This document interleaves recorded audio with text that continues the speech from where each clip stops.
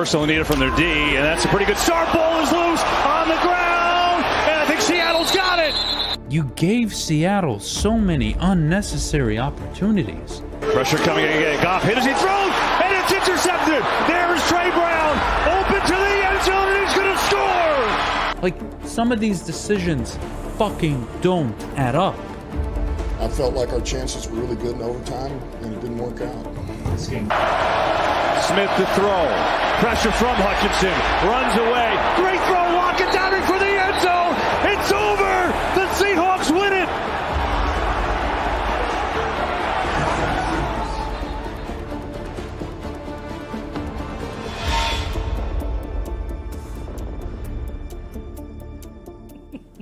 Oh, man, those I kind of want to be held after that, kind of like Aiden Hutchinson trying to sack Geno Smith on that game-winning touchdown pass. I feel like I need to be held like Aiden was. Welcome back to the Spiro Avenue Show. I'm delighted beyond belief to be joined by two, at this point now, recurring guests. Natalie Sparbeck, making your second appearance. Welcome back to you. Thank you, Justin. Happy to be here. It's good to have you. Adham Beydoun, your 17th appearance. I live here now. You're showing up to shows you're not even on camera. It's great to have you. I'm excited. This is going to be sort of a two-pronged episode with a couple, little branches and deviations along the way. But I want to start where I think we kind of have to. The Detroit Lions and what I would argue would be a deflating loss, a loss that forced the fan base to have a newfound perspective after this just unbelievable excitement that this whole summer has been. This was one of the more sobering defeats in my lifetime as a Lions fan, and certainly one of the most sobering I can remember in September. I mean, typically when you're waltzing around, moping around like we were in the past few days, it's a late season swoon, a late season loss. Natalie, where are you at with this? I mean, you were there. I was there as well. The anticipation was wild. They had every reason to think they're going to win. They seemed like the better team. I thought they played like the better team for the most part. The turnovers killed them. Coming out of that, where are you at? You came in so optimistic. Are you reset? Are you still the same way you were 3 weeks ago? Where are you at now?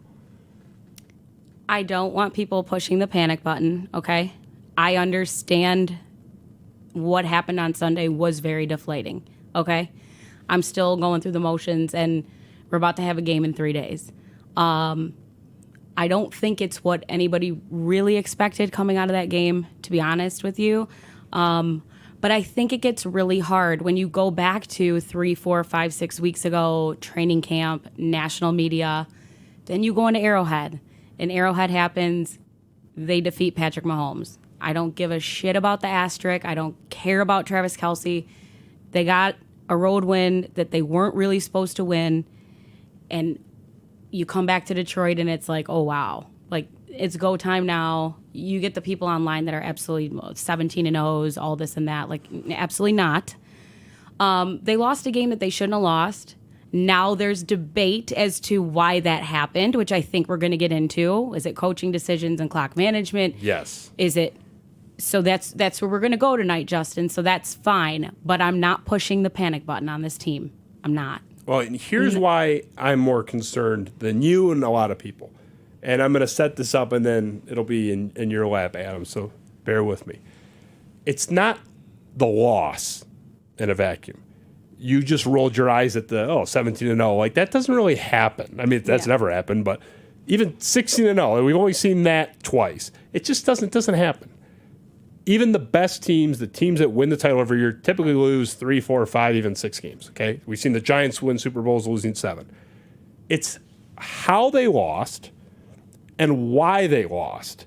And this goes back to, for as much as people wanted to dunk on me for the Dan Campbell thing, you said he sucked. I have said from day one, with multiple receipts all over the place, I always thought he could be 9-win guy, 10-win guy, get him into the playoffs. They were 1 year ahead of schedule last year. I was wrong about their win total last year. Big picture, to be determined if I'm wrong on Dan Campbell. So I pulled, for context, our episode with Dave Burkett in April of 21. This is before Dan Campbell coached a single game in Detroit, and I expressed my concerns and conceded that I do think he could be a 9-win guy in the playoffs, but I have some concerns about him big picture, and I laid out why. Ben, can you roll that for us?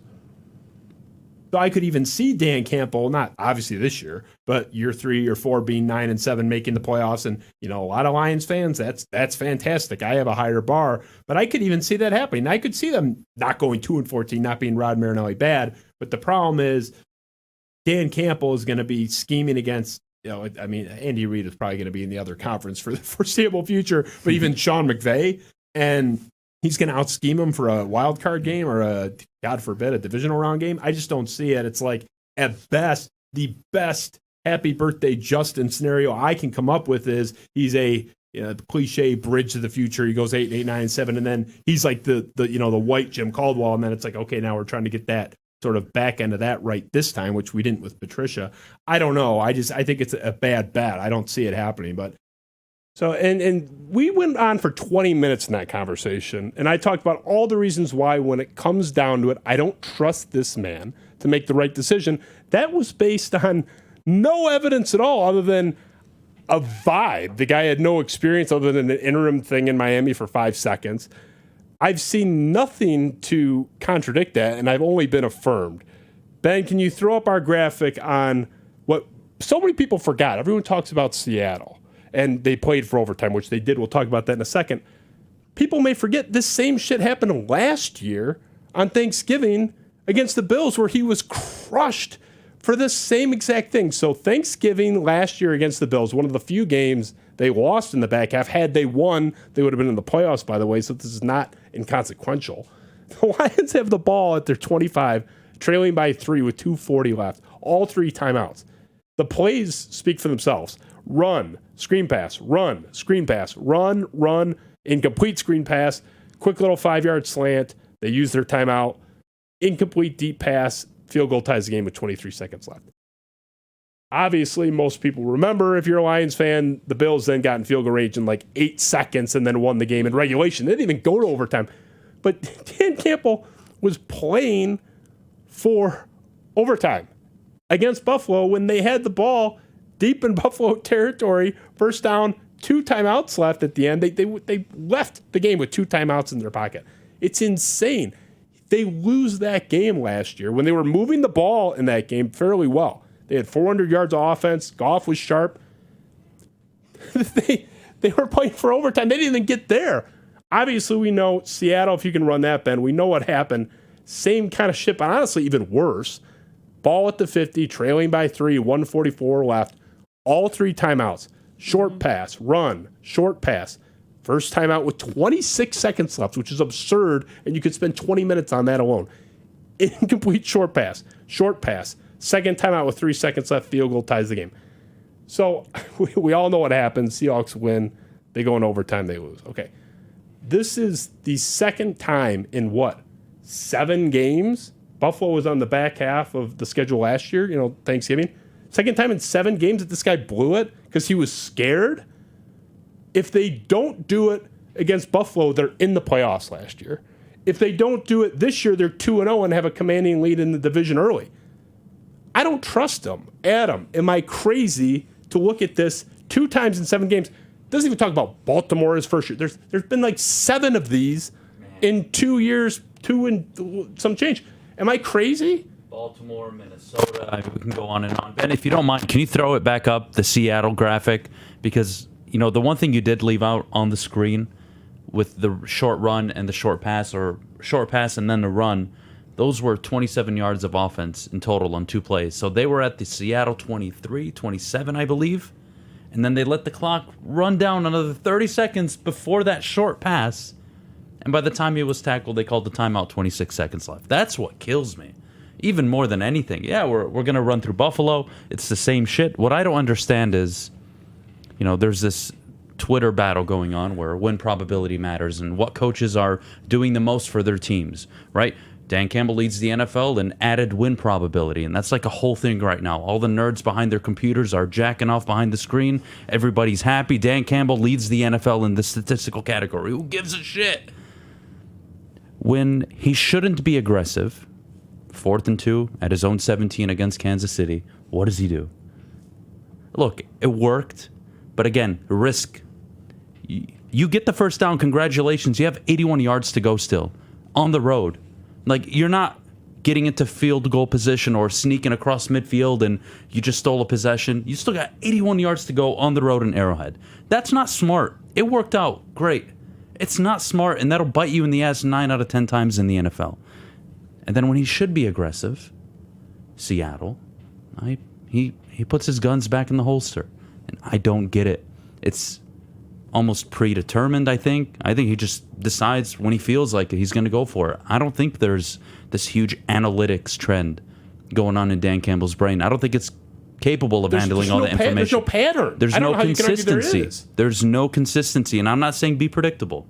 But what I'm saying is, if your mantra, if your philosophy is to be aggressive, well, win or lose that way, please. And I am so sick of heading into Mondays, Fridays, after a Lions. I just want to lose. I'm okay with losing. You lose to the better team. You lose to a team that made one extra play, or they didn't turn the ball over and you did once, and that was the deciding factor. I can live with that shit. I can't keep showing up on Mondays doing a show, Fridays doing a show, now Tuesdays because they're on Monday night, with the Lions losing football games because of coaching decisions or indecisiveness or being too aggressive or not aggressive enough, conservative, whatever you want to call it. I'm just tired, man. Lose like a normal person. Kyle Shanahan doesn't try to steal possessions. I know they're a better team. Mike McCarthy doesn't try to steal possessions. Similar to the Lions, a little better. They have more premier playmakers, right? Michael Parsons, Trayvon Diggs. Not after today. Unfortunately, CeeDee Lamb. But you don't even see Robert Saleh and the Jets trying to steal possessions. And they're worse. So why does Dan Campbell preach this mantra? And then when the lights are shining the brightest, he backs off. I don't get it. I don't think you even mentioned the punt on their own, or the decision not to punt on their own 45. Or the field goal that they left. The 3 points they left, a 48-yard field goal. That was bad. To me, that I did not agree with at all. I didn't like it, but I can get into, I can put my debate hat on and argue it, even though I didn't like it. The 45-yard line, and it was like 2 3/4. It was like the longest two. It was more like 3. I know it's up 4 at the time. Yeah, the third quarter's almost finished. Yeah, you're in control of the game. The crowd is the loudest it's been in field goal Ford Field. Cannot beat you. Like, they got to put it in the end zone. Yep. You punt that fucker down, and you have a great punter, by the way. That too. That ball's probably at like the 9-yard line or thereabouts. I mean, I'm gonna trust them. They've got 90 yards to go, and that's the thing. What people don't really understand. I know Aaron Glenn is under a lot of heat, rightfully so. I know the defense isn't playing the best, pretty obvious to tell. But when you make an offense go through their entire play calling sheet, you're giving your defense more opportunities to pick out what a play could be. And yeah, 2-3 first downs, they'll probably get them, but they're still at midfield even if they did that after the punt. 2 first downs at the 45-yard line, they're in the red zone. It's a huge difference.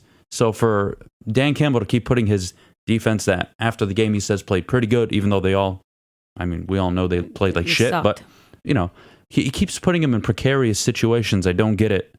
I just want some consistency. And if you want to go wild, wild west, gung-ho, and try to win the games being aggressive, be my guest. I don't mind. Just be consistent about it. When he lines up, Natalie, you're at the game. You're watching it. He lines up with the offense on that 4th and 2 3/4 at their own 45. Did you think they were going to snap that ball? I was telling everyone around me, like, hard count, take the delay of game, punt from your own 40. They got a great punter. It's not going to make any difference anyway. If anything, you're protecting yourself against the touchback.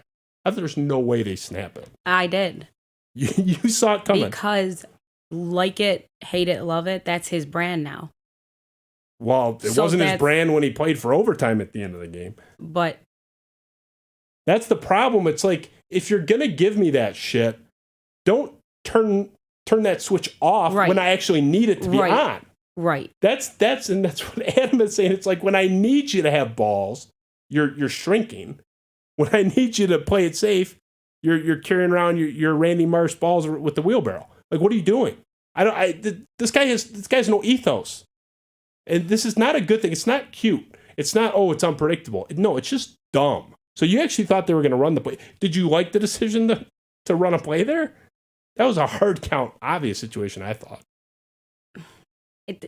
Either way, I have more faith than you two sitting here. So It's a low bar to clear, to be fair. So I don't know. Also, it's like when you're there, it's so hard to see some of what others are seeing on TV. So like if you really want to see what's going on at those games, you have to go back and you have to watch it again, because there's just so much, like, depending on where you're sitting, like I'm sitting basically in one of the other sides of the end zones.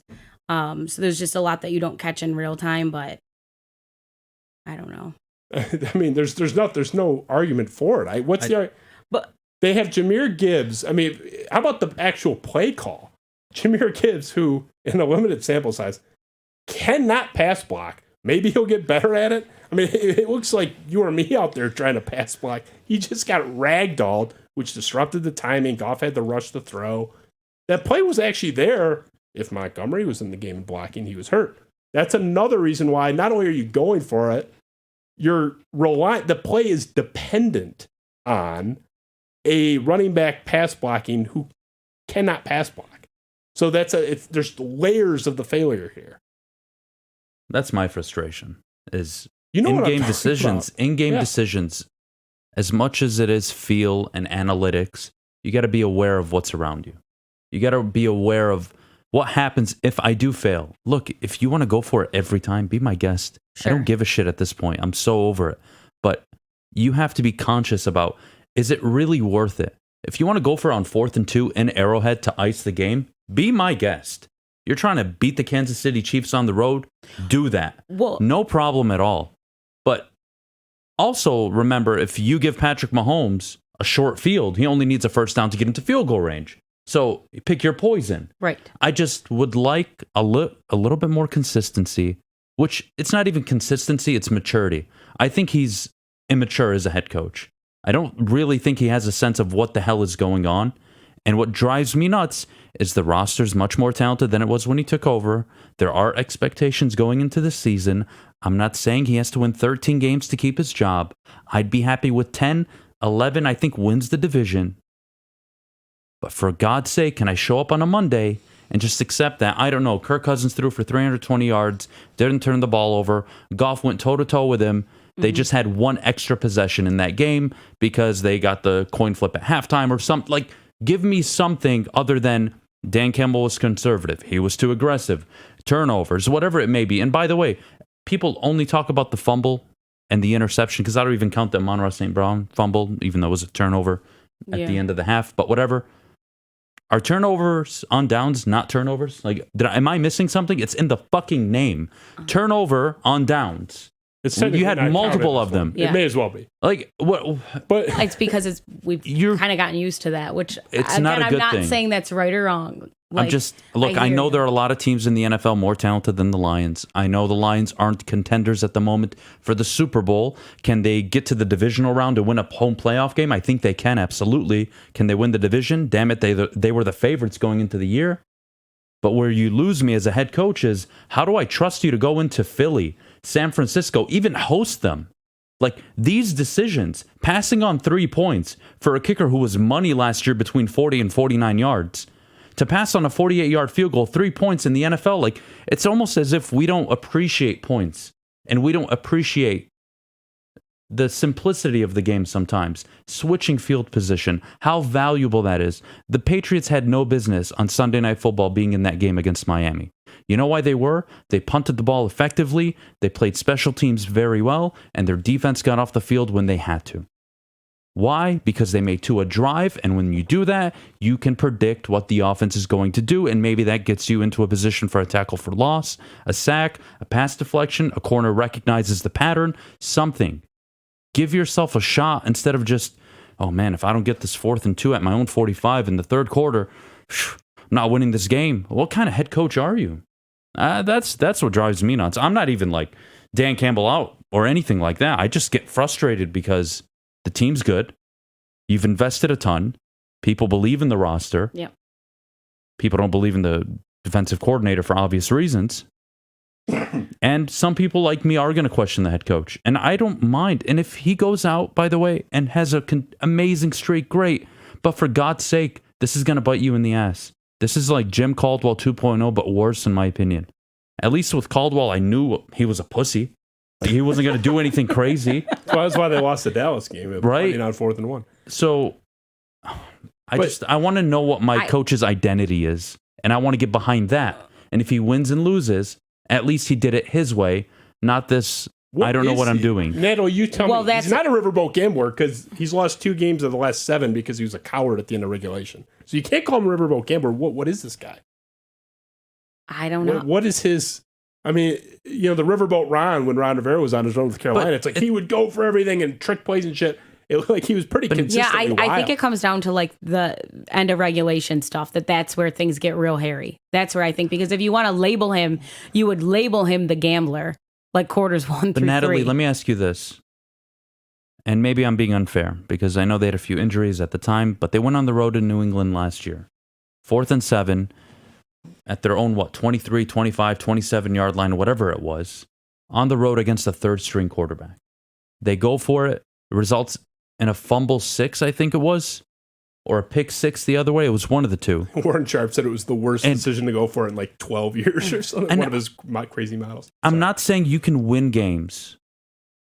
Well, actually, that's what I'm saying. You can't win games in the first, second, third quarter. You win them in the fourth quarter, but you sure as hell can lose them throughout the game. Poor decision, and this is like the biggest concern I have. Clock management, game management going into the half, end of the game, even the final 4 minutes, not even the final 2 minutes. It's been a consistent issue. And when you basically shoot yourself in the foot every 2-3 games, I don't know. I don't know how they're supposed to go out and win the division comfortably when Jordan Love couldn't complete a pass in the fourth quarter against Atlanta.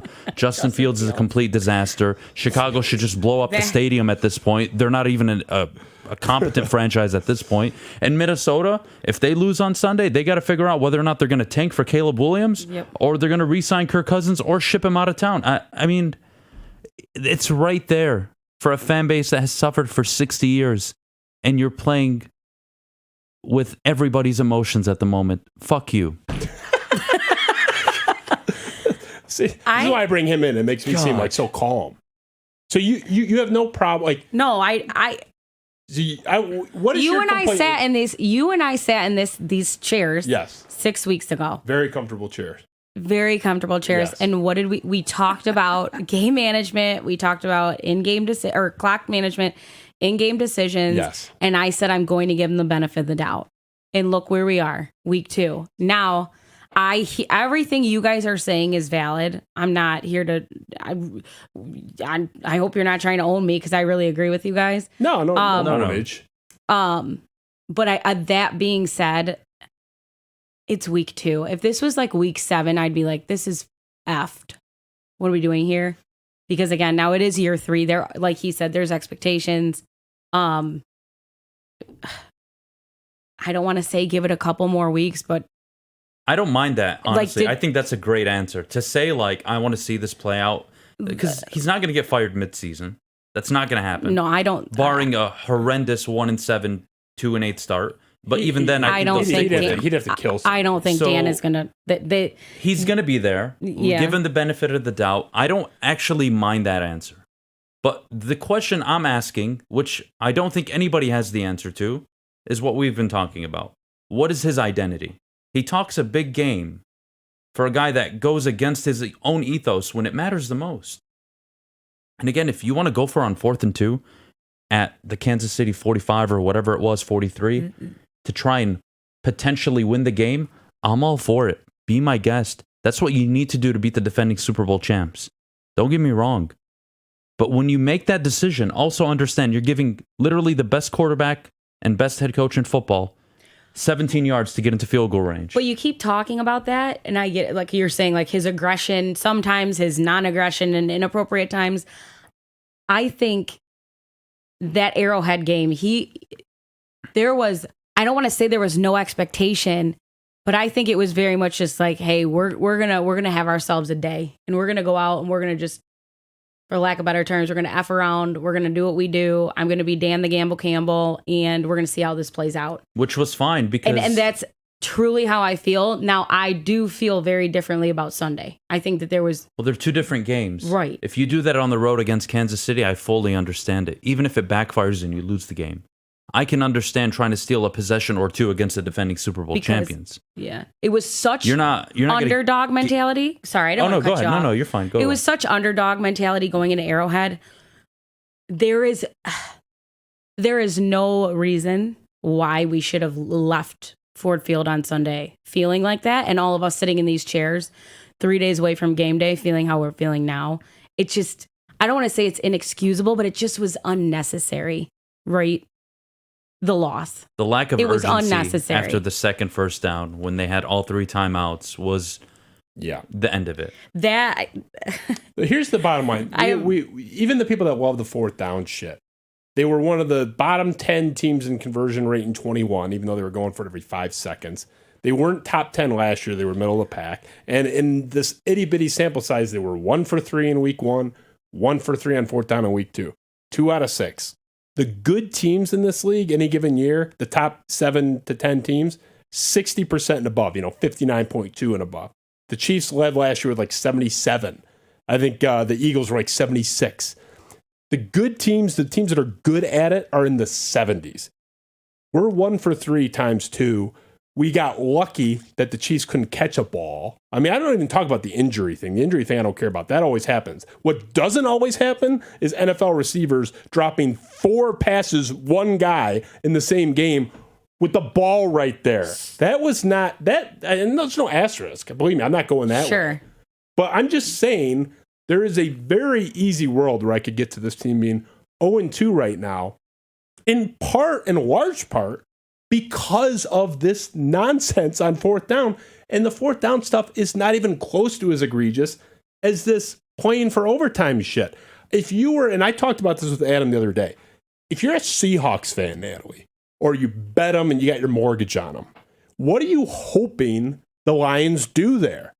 You're not saying, oh, I hope they go over the top and maybe we'll pick them off and win in regulation. You are praying for overtime. Yep. The ball's at the 50 with 3 timeouts left, and the clock's not even a factor. They could have been at their own 10 and had plenty of time, 1:44 and 3 timeouts. Are you kidding me? With a good offense, an offense that had 400 yards plus already before that drive even started. If you're a Seahawks fan and someone offers you, a God comes out and offers you overtime up front, you're doing cartwheels. If I had bet on the Seahawks, if I were a Seahawks fan, and that's the problem. And you can get into analytics all you want. If I'm thrilled as a fan of the opposing team, there's something wrong there. And I keep finding myself in these situations where, man, I wish I bet against him because I love what Dan Campbell's doing right now if I were on the other side. And this is just again and again, who plays for overtime in either of those two scenarios we talked about? Nobody. He should have won both those games both times. This isn't like one of those Baltimore-Pittsburgh games where it was 6-3 in the fourth quarter. They were moving the ball. I don't know if there is another coach in the league right now that would have made the decision. Truthfully, he's been the worst at it since he's entered. Okay, Who plays for overtime there? Is there another coach? I think you're right. Nobody. I don't think there's one. I don't think name there's the coach. one. I'll give you 2 coaches this year, most recently last Sunday actually, and last year. Brian Dable, his first career game. Defense are playing their asses off. He goes to the sideline, says, "Are you guys cool with me going for 2 in his first career NFL game? Are you cool with me going for 2 to try and win this game? You guys have busted your ass. If we're going to go and score here. I'm down to kick a field goal. I'll rely on you guys. You've been doing great. But are you cool with me going for 2? Everybody gets on board. They're all on the same page. They go for it. They get it. They win the game. Brian Dable off to a great start, whatever. But I think the better example was last Sunday, Green Bay and Atlanta. Arthur Smith at home, 1-0, down 12 going into the fourth quarter, defense playing their asses off. They're driving the field. Green Bay have all of their timeouts. They're in field goal range, and on 4th and 2, what does he do? He goes and burns all their timeouts by going for it. Yes, there's a chance they lose that game if they don't get it, but he's playing to win. And that scenario, that individual scenario, going for it, increases your chances of winning if you convert exponentially. You burn all their timeouts. You give Jordan Love 40 seconds, 50 seconds, maybe, to drive the whole field to get into field goal range.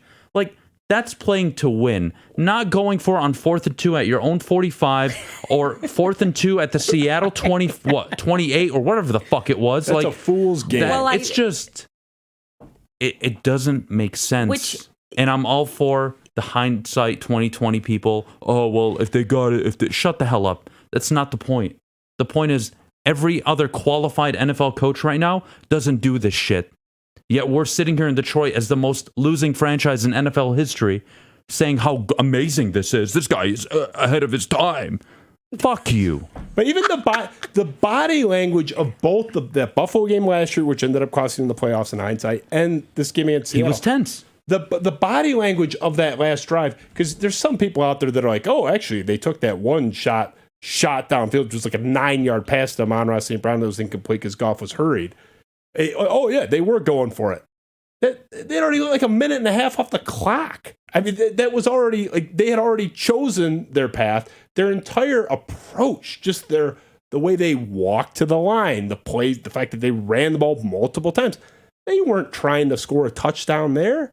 If you're in that situation with those timeouts, yeah, you can run the ball and use your timeouts. And I agree with what Campbell said about, I don't want to leave them, a minute 20 left. But that's the other thing. That guy's priority was wrong. And go ahead. I'll let you. I know you want to jump in. No, just more so going along with what happened at the end of the game, playing to go into overtime. Yes. What bothers me is statistically look at the defensive side of the ball right now and look at the offensive side of the ball. Look at the numbers that our quarterback's putting up. So what bothers me now that we're having a discussion is you're putting almost more faith in the defensive side of the ball that is struggling, that is so many gaps and holes right now, as opposed to your offense with what they're doing. And Jared Goff, who we can all sit here and talk about Jared Goff, but that is a little odd to me. But can we just acknowledge? You're putting more of your faith in your defense. 100%. That we know, especially if they're having a phenomenal game, it's like, okay, but no, from a bird's eye view of the Lions, people are talking about what? Their offense, the offensive side of the ball, Jared Goff. We're not talking about, they are talking about the defense, but that's in a very negative light right now for the most part. But the thing that kind of sucks is if you go and look at the game that they did have, stopping their run in Kansas City and stuff like that, it almost looked like a totally different game, which pisses me off. I just think the receivers caught the ball. That was the difference. The separation was there in Kansas City. Wide open in Kansas City. And Tony, that's why are they playing so much soft coverage? Why are they doing that? I don't want you to lose your point because I want you to finish on this one. What we forget really was if they go down and they're aggressive and they have faith in the offense, like they should. It's a 4-point lead if you score a touchdown. Yep. And even if you give them a minute 15, a minute 9, whatever it is, with a timeout or two, they not only have to drive the length of the field, but you are going to basically protect the sidelines, make them stay in bounds, play hurry-up offense, and when they get to the 35, 30, 29, 28, you're basically covering the red zone, or the end zone, and you're not letting anything there. Like, it is so hard to score touchdowns late in games when you're trailing. It is so difficult, especially when the time is against you, because the team knows what you're going to do, and then you have to deal with the pass rush. But then look what the whole defense excuse is beyond me. It really is. And even with timeouts and a minute left, to go the length of the field where you have to score, they're going to take away the sideline and the deep pass. It just takes time to run plays. Even if you have timeouts, once there's like 50 seconds left, you got to go the length of the field. Just plays take time. I know it sounds like a simplistic. But do you think, I don't want to cut you off. No, you're good. Go ahead. Do you think that something flashed in his mind of what happened on Thanksgiving against Buffalo? I think he, I'm not defending him, but I think he probably freaked. He was like, well, he's an idiot because Buffalo needed a field goal. It's a great argument. Like, because but you also are playing with Josh Allen and Stephon Diggs and that. What I was actually going to make that exact point was I was wondering, so it's a great job by you. I'm wondering if he's in his own head where he was so traumatized, and that's what we're getting to in a second. Because when he explained this, his thinking is so backwards. Ben, can you play the little Campbell explanation for why they approached it like they did, which was just absurd? Can you run that for us? I wanted to take it as it came, and here's what I knew. They had 2 timeouts, and I did not want to give that ball back. That was number 1, do not give this ball back. Number 2, can we get down there far enough to score a touchdown? But, and so I already had in my mind, if we get it to a certain point on 4th down, we will go for it. If not, we won't. So kick the field goal. I felt like our chances were really good in overtime, and it didn't work out. Listen to what he says there, and I believe him. And everything he did in their approach reflects that he's telling the truth there. What did he just tell you their first priority was? Making sure Seattle didn't have too much time to come back, and scoring a touchdown was secondary. Taking the lead at the end of regulation was a second priority to not giving Seattle too much time to respond to the touchdown. That is not a misspeak or me nitpicking, because everything he did reflects that was his priority, because they were running the clock. They were running the ball and draining the clock. They ran 3 plays. It was on like 27 seconds left. Am I taking crazy pills? Is it not absurd to have your primary motivation? Everything they did reflects that that's what he meant to do, and what he said reflects that. What am I missing? It's absurd, is it not, to have your priority 1 be make sure we run the clock, like we have the lead? Maybe if you're tied, maybe you're kicking the field goal, that's different. I can't believe he said his first priority was make sure Seattle can't answer. That's a secondary consideration. In a perfect world, you don't want to score too fast. How is that secondary to actually taking the lead? Again, I'm not defending, and I want to hear what he has to say. But so Detroit, they go down. He says, "Okay, let's go for it. Goff, you're going to get this ball in the end zone. There's time left on the clock." And Seattle goes back down, and they end up winning that game. What do you think the narrative is there then? Aaron Glenn's a fucking idiot. Okay, that's fine. I'm not rhetorical. I'm asking you guys. At least my head coach isn't. I agree. There'd be criticism, but it'd be in a different direction. But that's Dan Campbell's own problem. That's a whole other. Now we're getting to the bigger issue, and I want to get to that later with the roster construction and all the defenses. Look at all these additions they made, and I'm the asshole for being skeptical. And then look what happens. No, but they didn't address the defensive line, and the secondary. Jerry Jacobs just got burned again. That's what I heard. I'm sorry. Yeah, but that's Emmanuel Mosley.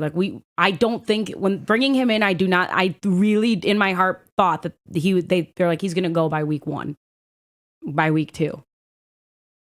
So that's another topic. But if you combine the Buffalo and the Seattle games, and I'll finish on this point here, between the two, because I didn't add these up before, but what were there between the two, Ben? You made the graphics 17 plays between those 2 possessions, give or take. Well over 10.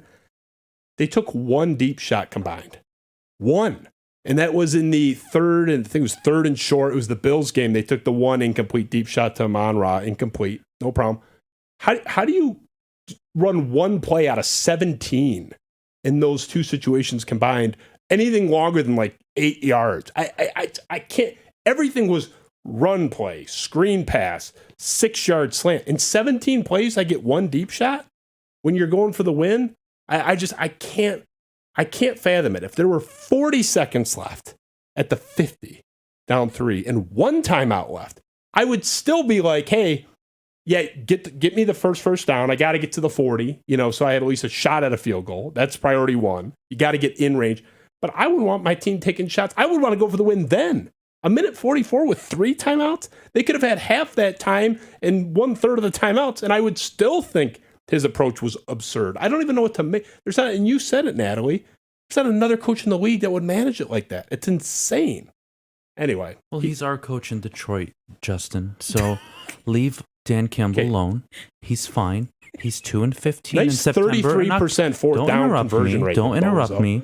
Dan Campbell is 2-15 in September and October. He's got this. Yeah. Just shut up. He's got it already. You're a meanie. 1 for 3 on fourth down. My best times Natalie impression. Nice 33. I could double. I could Jesus. double. I could double their fourth down conversion rate this year in the small sample size, and it wouldn't be a top 5 conversion rate last year in the league. I mean, I'm sorry. Do you have the percentage of? They were 1 for 3 in weeks 1 and 2 for sure. No. I'm saying like let's go back to last year, like The Chiefs percentage were of in the- which I we can look won. it up. Like where do we stack rank on going? We were forward like on a middle of the fourth pack down? last In year. terms of attempts, Yes. top of the league. Well, I don't know in about terms of attempts. conversions. Middle of the pack, Yeah. bro. Last year, the Rams were number 1 at 79%. The Chiefs were 77. Pittsburgh Give me their was attempts, though. That's No, the one I'm curious that's not about. on here, and I don't want to like be looking. that's I okay. mean, I can try to find out when one of you guys are making a great So point. you guys- Oh, You- wait. This happened live. Please, allow me. The San Francisco 49ers are at home. Yeah. 2nd and goal at the 3-yard line. 2 incomplete passes. It's 4th and goal. What do you think Kyle Shanahan does in that situation? They're at home. They can pin back Daniel Jones in that offense without Saquon Barkley. If they just take an opportunity, maybe they can get their touchdown, right? That would analytics. Kicked. They kicked a field goal. Yeah. A 21-yard field goal. They're up 20-18. Yeah, you got. Or excuse me, 20-12. It was a 17-12 game. They took 3 points at the 3-yard line. Don't get me. My started head on coach Shanahan. won't take one from the fucking 31. Like, kill me now. Okay. Sorry. Yeah, That pissed me off. Bury me next to you. So we've belabored that point. Let's move on to something. Yeah, else but positive. the only thing Go ahead. I do want to ask you guys though. Yeah. Okay, so this is week 2. It's year 3. People are already not happy. People are pissed about the in-game decisions. Cost them a loss at home opener against the Seahawks, the NFC team that we effing hate. So what do you say to do about it in week 2? You guys are sitting here like complaining and whining, and you rightfully so. Yeah. I'm not. What are you sitting here doing It's not then? I didn't want to get in bed with this guy to begin with. So it's Wait, not. but- It's It's but not he's irrelevant. here, so- No. they're not going to fire think him. I got wouldn't this. even argue to fire him. Yeah, but it's not even about he's not the coach. It's nothing to do with his job status. He's the head coach of this team. yes. The issue is these type of games and these, 7, 8, 9 games like this, where you are questioning his decision making, they bite you in the ass, not in week 2. They bite you in the ass, week 16, 17, and 18, when the division's on the line. Mm-hmm. They bite you in the ass in terms of seeding in the playoffs. They bite you in the ass on the road at a divisional opponent where it's a 50-50 game, but your coach makes that one mistake that makes all the difference. Or he doesn't make a certain decision that costs you a game. That's the issue, is we're foresighting what could be an issue with what I think we all agree is a good Lions football team. They should be in the playoffs. They're one of the 4 best rosters in the NFC. So kill me, God. Here's the problem. Well, you and God already have a adversarial Hell of a relationship. relationship. Yeah, famously. Here's the thing. I understand it's week 2. Come on, calm down. They missed the playoffs by 1 game last year because of this nonsense. What would you bet that they either make or miss the playoffs by 1 game this year? Pretty good odds. Whether they make it or miss, I either think it would side. be even money. At worst, does anyone think they're going to make the playoffs with a multi-game lead? I don't. Yeah, but there's don't a think lot they're of people that do, Justin. Okay, even if it's 2. Okay, well, we're halfway through. He burned 1 in the second week with 15 games left. So I get, it's week 2. Last year, we missed the playoffs by 1 game in a tiebreaker situation because of the Seattle loss, ironically. Thanks for not pointing. He blew the Bills game. I mean, he blew other games, in my opinion. The Minnesota Vikings thing. won. That was week 3, I I think. think he blew New England. I think They got rolled in New New England. England was a shutout. It doesn't matter. They gave them the first 7 points of the game.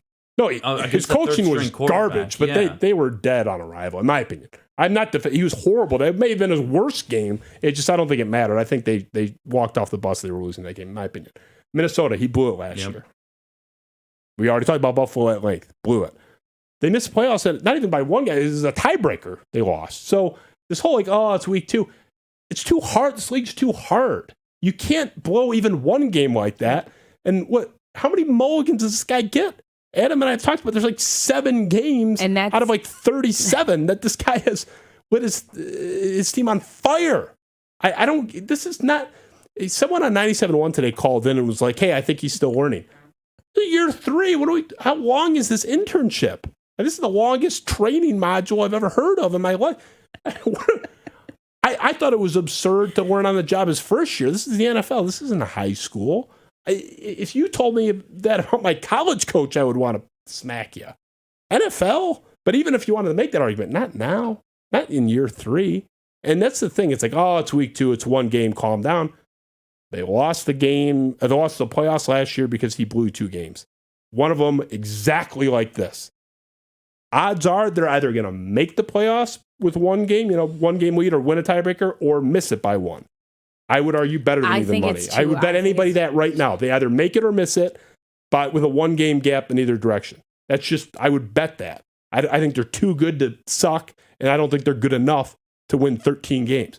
So we just blew our margin of error. And even if it's 2, okay, we're halfway there. That's why I can't so easily dismiss. And you still have games against the Chargers, the Ravens, on the road in Lambeau. Always a difficult game. This team is going 6-11, and I'll be the first one to say I'm off. Whoa! Maybe 7-10, and this I'm off. I'm done with it. Oh my God! Bookmark it. They needed that.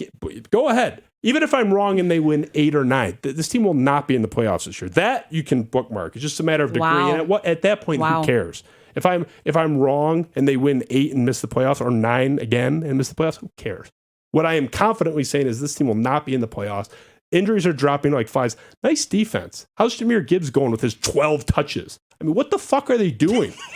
This is the most insane. I get Jerry Jacobs is being beaten over with a paddle like he's an infant over and over again. And everyone on Twitter with these restore the roar and all the, one pride shit hashtags all over their shit, complaining about Jerry Jacobs when they were yelling at me, calling me a bad guy for wanting Christian Gonzalez over Jahmyr Gibbs and what an asshole I was. I don't want to hear it from those people. What's the worst part about that?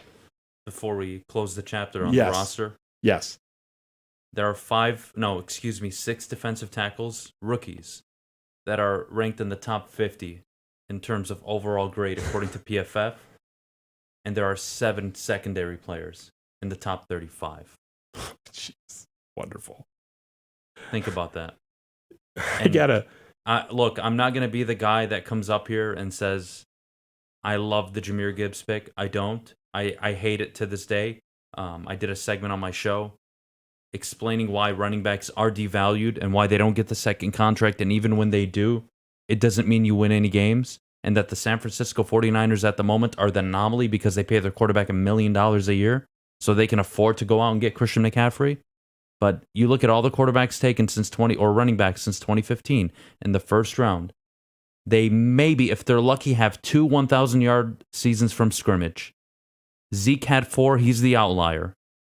And then there are more 2nd, 3rd, 4th, 5th, 6th, 7th round running backs that have more yards from scrimmage in a single season than all those first round picks. Who is the last team to win a Super Bowl with any type of investment whatsoever at the running back position? Do you guys know? The hell if I know. Seattle Seahawks with Marshawn Lynch, who also had investment though, not really. He wasn't a top 5 paid back, but he was above average, to be fair. They're the best defense in the league. Okay, that's historically one of the best defenses ever. And he was at no point was Marshawn Lynch ever a top 3-4 running back in the league. He was good. He was second tier. He never ran for 1,700 yards. He was good. He had a couple really good years. A little bit overrated historically because he had a couple highlight runs. Good player, not great. And even that was 10 years ago. Not to dumb it down, and I would love for you to answer this. Okay? If I were to give you, and I'm not going to give you the quarterback option because everybody would take a quarterback over a running back, obviously in terms of value. But if I told you could add to any team, not just the Lions, any team right now, an edge rusher, a first-round rookie edge rusher, or a first-round running back, you would say edge rusher. You would say corner. You would say offensive lineman. You would say interior defensive lineman. You would even argue fucking linebacker. You would even argue safety before you would even consider a running back. And that's what drives me nuts. Not so much that Gibbs isn't going to be a phenomenal football player. I think he's going to ball out. I think the more they use him, the better he'll get. He'll probably be an excellent football player. Was it and will it ever be worth it? Is Jahmyr Gibbs the difference between stopping Debo Samuel or A.J. Brown or Devontae Smith in a divisional round matchup, God forbid an NFC championship game? Sorry. I don't think so. Fuck me again. Sorry. I'm just so frustrated. And I don't want to be Justin right here saying 6 games, because if it's 6 games, Yeah, that was bold, man. What if it's admit 8? What if myself. it's 8 and they miss the playoffs? Oh, no. Who cares? I'm going At that to point, admit I'd rather myself lose into a this. I'd rather mental win the hospital. 6. I'm taking 6 weeks off the show. I'm going to put myself into therapy. I'm going to try and get my mind right. And hopefully when I come back, there's a new head coach. And I just somebody shoots me in the eye with that Men in Black bullshit where you forget everything. And I just come out a happy camper and I'm as excited as everybody else. And maybe I'll put one pride in my fucking Twitter bio. I don't know. Yeah, if you guys want to talk about Jahmyr Gibbs, we can talk about Jahmyr Gibbs. But that, again, we're there's a lot that we're putting out, and there's a lot of emotions already for week 2, and I get that. I understand, because of what just happened, but it is only week 2. But that being said, I will say, I think you got to unleash that kid. You have to, because look at what Bijan Robinson is doing in Atlanta, and we're about to play him. We are about to play him in 3 days. Can I say this and we're about down Bijan? David Montgomery. So I don't want, and I already heard someone say, I don't know if it was Dan or it was in some press conference, we're going to be complimentary backs like this. Why? Well, You just drafted. You.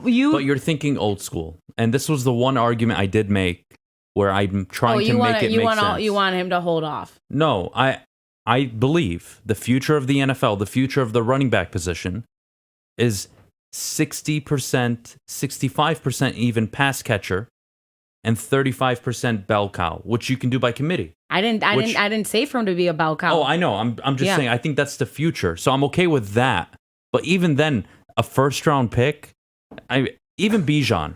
The only reason Bijan Robinson, who, by the way, was probably the best prospect coming out, I think we all agree he's a generational talent, but even Bijan, they're going to run him into the ground in Atlanta, and it doesn't matter how good he is, because Desmond Ritter's the quarterback, and I don't care how much I love Arthur Smith, he's not overcoming Desmond Ridder, and neither is that football team.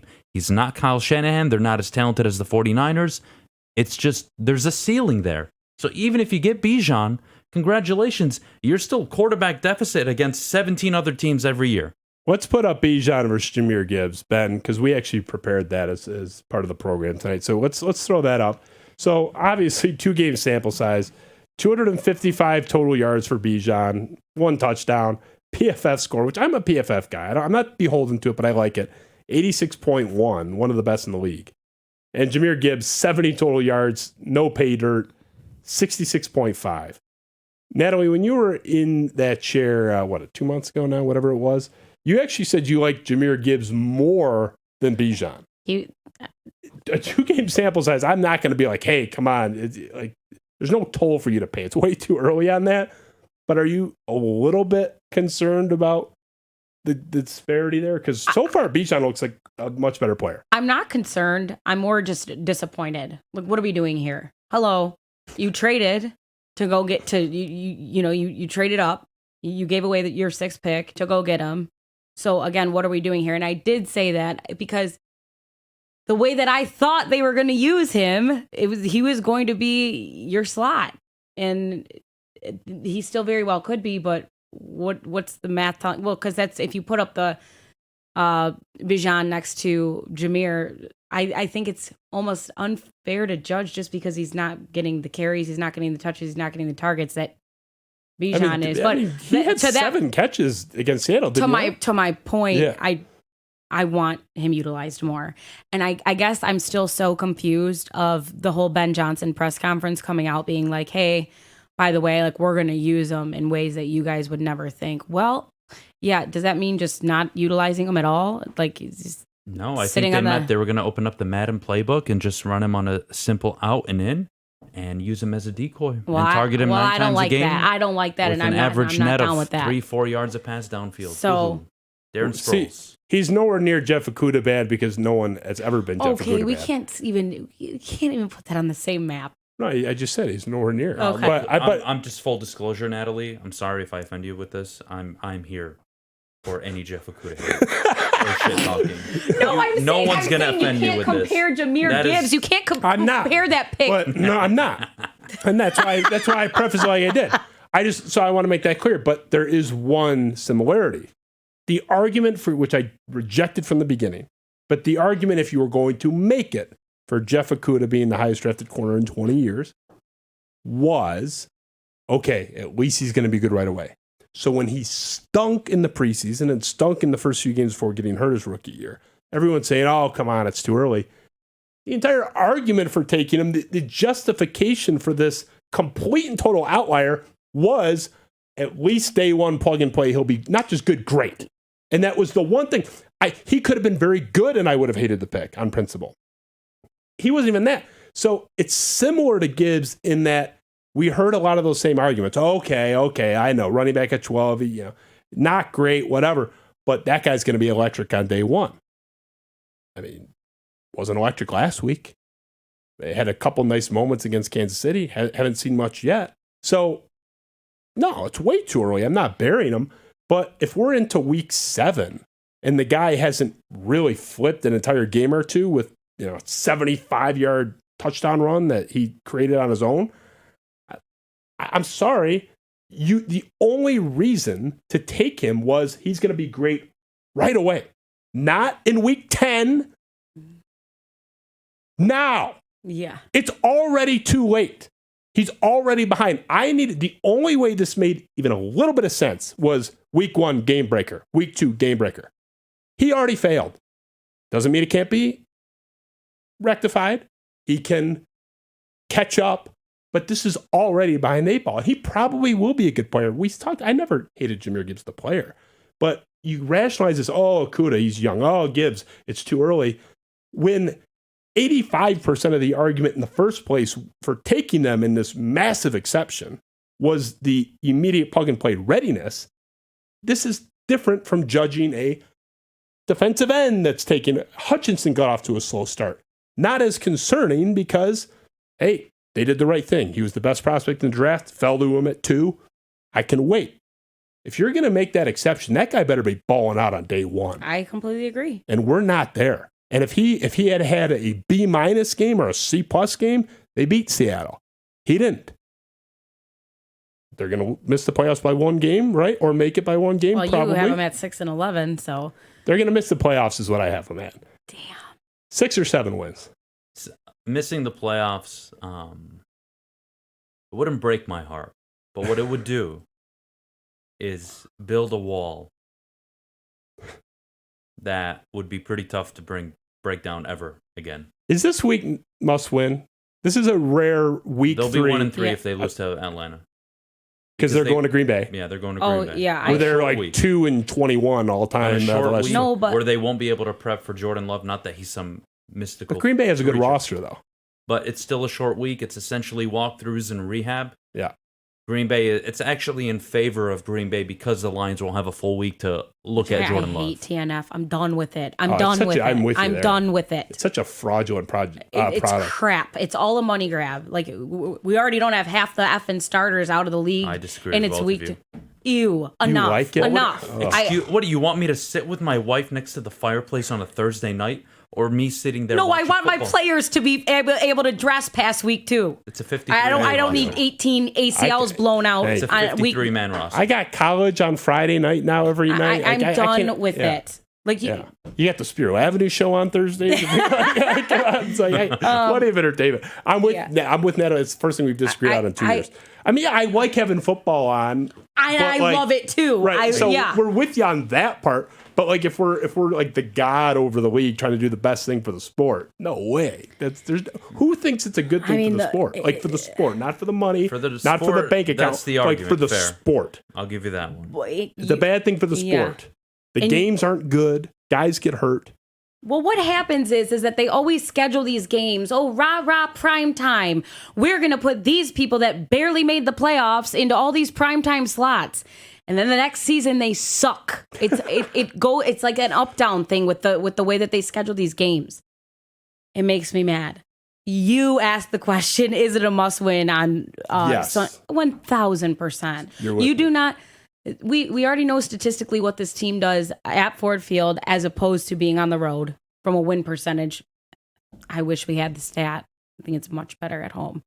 Well, it's actually just not good at all because they're 14, 29 and something. Under I mean, Dan it's the worst Campbell. franchise in the history of sports. Well, no, They're under Dan bad. Campbell, I'm referring to not. Yeah, but there's no advantage when Dan Campbell's your head coach. I don't at the know. moment. You do hear a lot about up-down theory, and I don't know how you guys felt because we didn't talk about it, but leaving Kansas City, I feel like there was more pressure going into that Seattle game than there ever was going into Kansas City It because was a playoff game. 100%. it was, and 100%. that I hate that whole NFC matchup as a whole between us and the Seahawks. They've effed us now 3-4 time and time again. But yeah, like now it's another NFC matchup. We have a banged up as hell roster. Welcome to the NFL. Sure, we can go through every injury report today, and it doesn't look good for any team. But, I think it's going to be letting them off a little bit with the whole injury thing. Was the secondary but even improved 2 weeks no, in? man, that's no excuse. No excuse. We talk about depth. We talk about what they did because it's interesting because you keep talking about like non-existent secondary. We haven't even had a chance to see it yet. So, Well, like again, and now CJ's out. We haven't seen Emmanuel, and so now you it's basically who you're running with. Jerry Jacobs. Right, and I mean, we only beat the Chiefs because they didn't have Kelsey, so I don't really want to hear it. But that's what I'm saying. I don't really care. The excuses of the injuries. Like you have Quarterback's the only one I accept. Yes. If your quarterback goes down, I will have your back as any team in the league. If your quarterback goes down, I'm with you. Any other position, I don't want to hear it. They have to figure out a way to roll that team on Sunday. Green Bay has won like 78% of their games at Lambeau since I was born. It's something crazy. It's like above 75%. They go, before the schedule change. Not to be a Debbie Downer, Lambeau is likely a loss, win or lose against Atlanta. That's going to be a tough game on a short week. Probably. So winning at home against Atlanta is a must-win game. Let's go to something else I felt I was right about and everyone was stupid for disagreeing with me. Uh-oh. Christian Gonzalez. I touched on it. Ben, let's run the Christian Gonzalez slideshow. This is the guy I wanted at 12. There it is on draft day. Well, I think it was the next day, technically. The Lions should have drafted Christian Gonzalez at 12. He went to the Patriots. What do we have on Christian Gonzalez, Ben? What else do we have in store?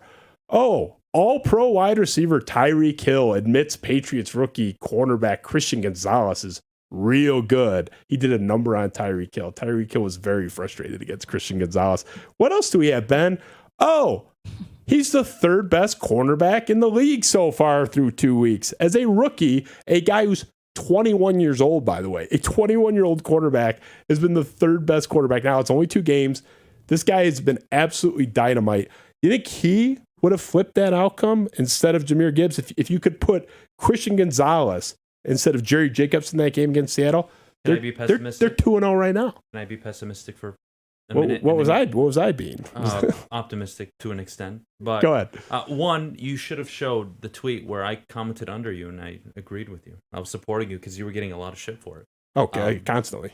But who's to say Christian? One, by the way, I want to give credit to New England. They always coach up their secondary players. That's the one thing Bill Belichick never misses on.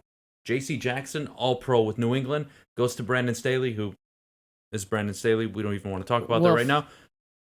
Forgot how to play the cornerback position. Asante Samuel, Ty Law, you go through all the corners. Malcolm Butler out of nowhere. They've always had great secondary players. So am I shocked, Christian? I think he went to the best place. He comes to Detroit. Maybe he's Jeff Okudah. And not to be Mr. Downside, but I'm just saying, like, where you go matters in the NFL. Yes. And if you're telling me Christian Gonzalez gets to get coached by Aaron Glenn, that is not encouraging to me. He'd be better than Jerry Jacobs. He'd be better than every corner, actually, that they have. With He'd be the best. I'm done. Given with what that. we've seen from him, that yes. whole train. Wait, what train? What? Jerry Jacobs. Oh. It's not happening. No. Go watch the film. He was lined up against DK Metcalf one-on-one in the red zone. They played a weird disguise for cover one. CJ Gardner-Johnson blitzed. By the way, the best pass cover linebacker on the team, Jack Campbell, which is why you drafted him in the first round, by the way, was on the bench. Malcolm Rodriguez decided to drop into zone, and instead of going to the fucking sideline, which was his responsibility to cover CJ Gardner-Johnson, he actually decided to go play patty cake with the fucking safety in the middle of the field, leaving DK Metcalf open, obviously, because Jerry Jacobs couldn't cover me in one-on-one. He probably could. He would kill me, actually, but that's not the point. You get my point. Christian Gonzalez. Way to go, Aaron Glenn. I understand what you're saying about Belichick being a savant defensively. That's granted. He was also, not the entire game, but for stretches of that game on an island against Tyreek Hill. That's not coaching. That guy's a baller. Yeah.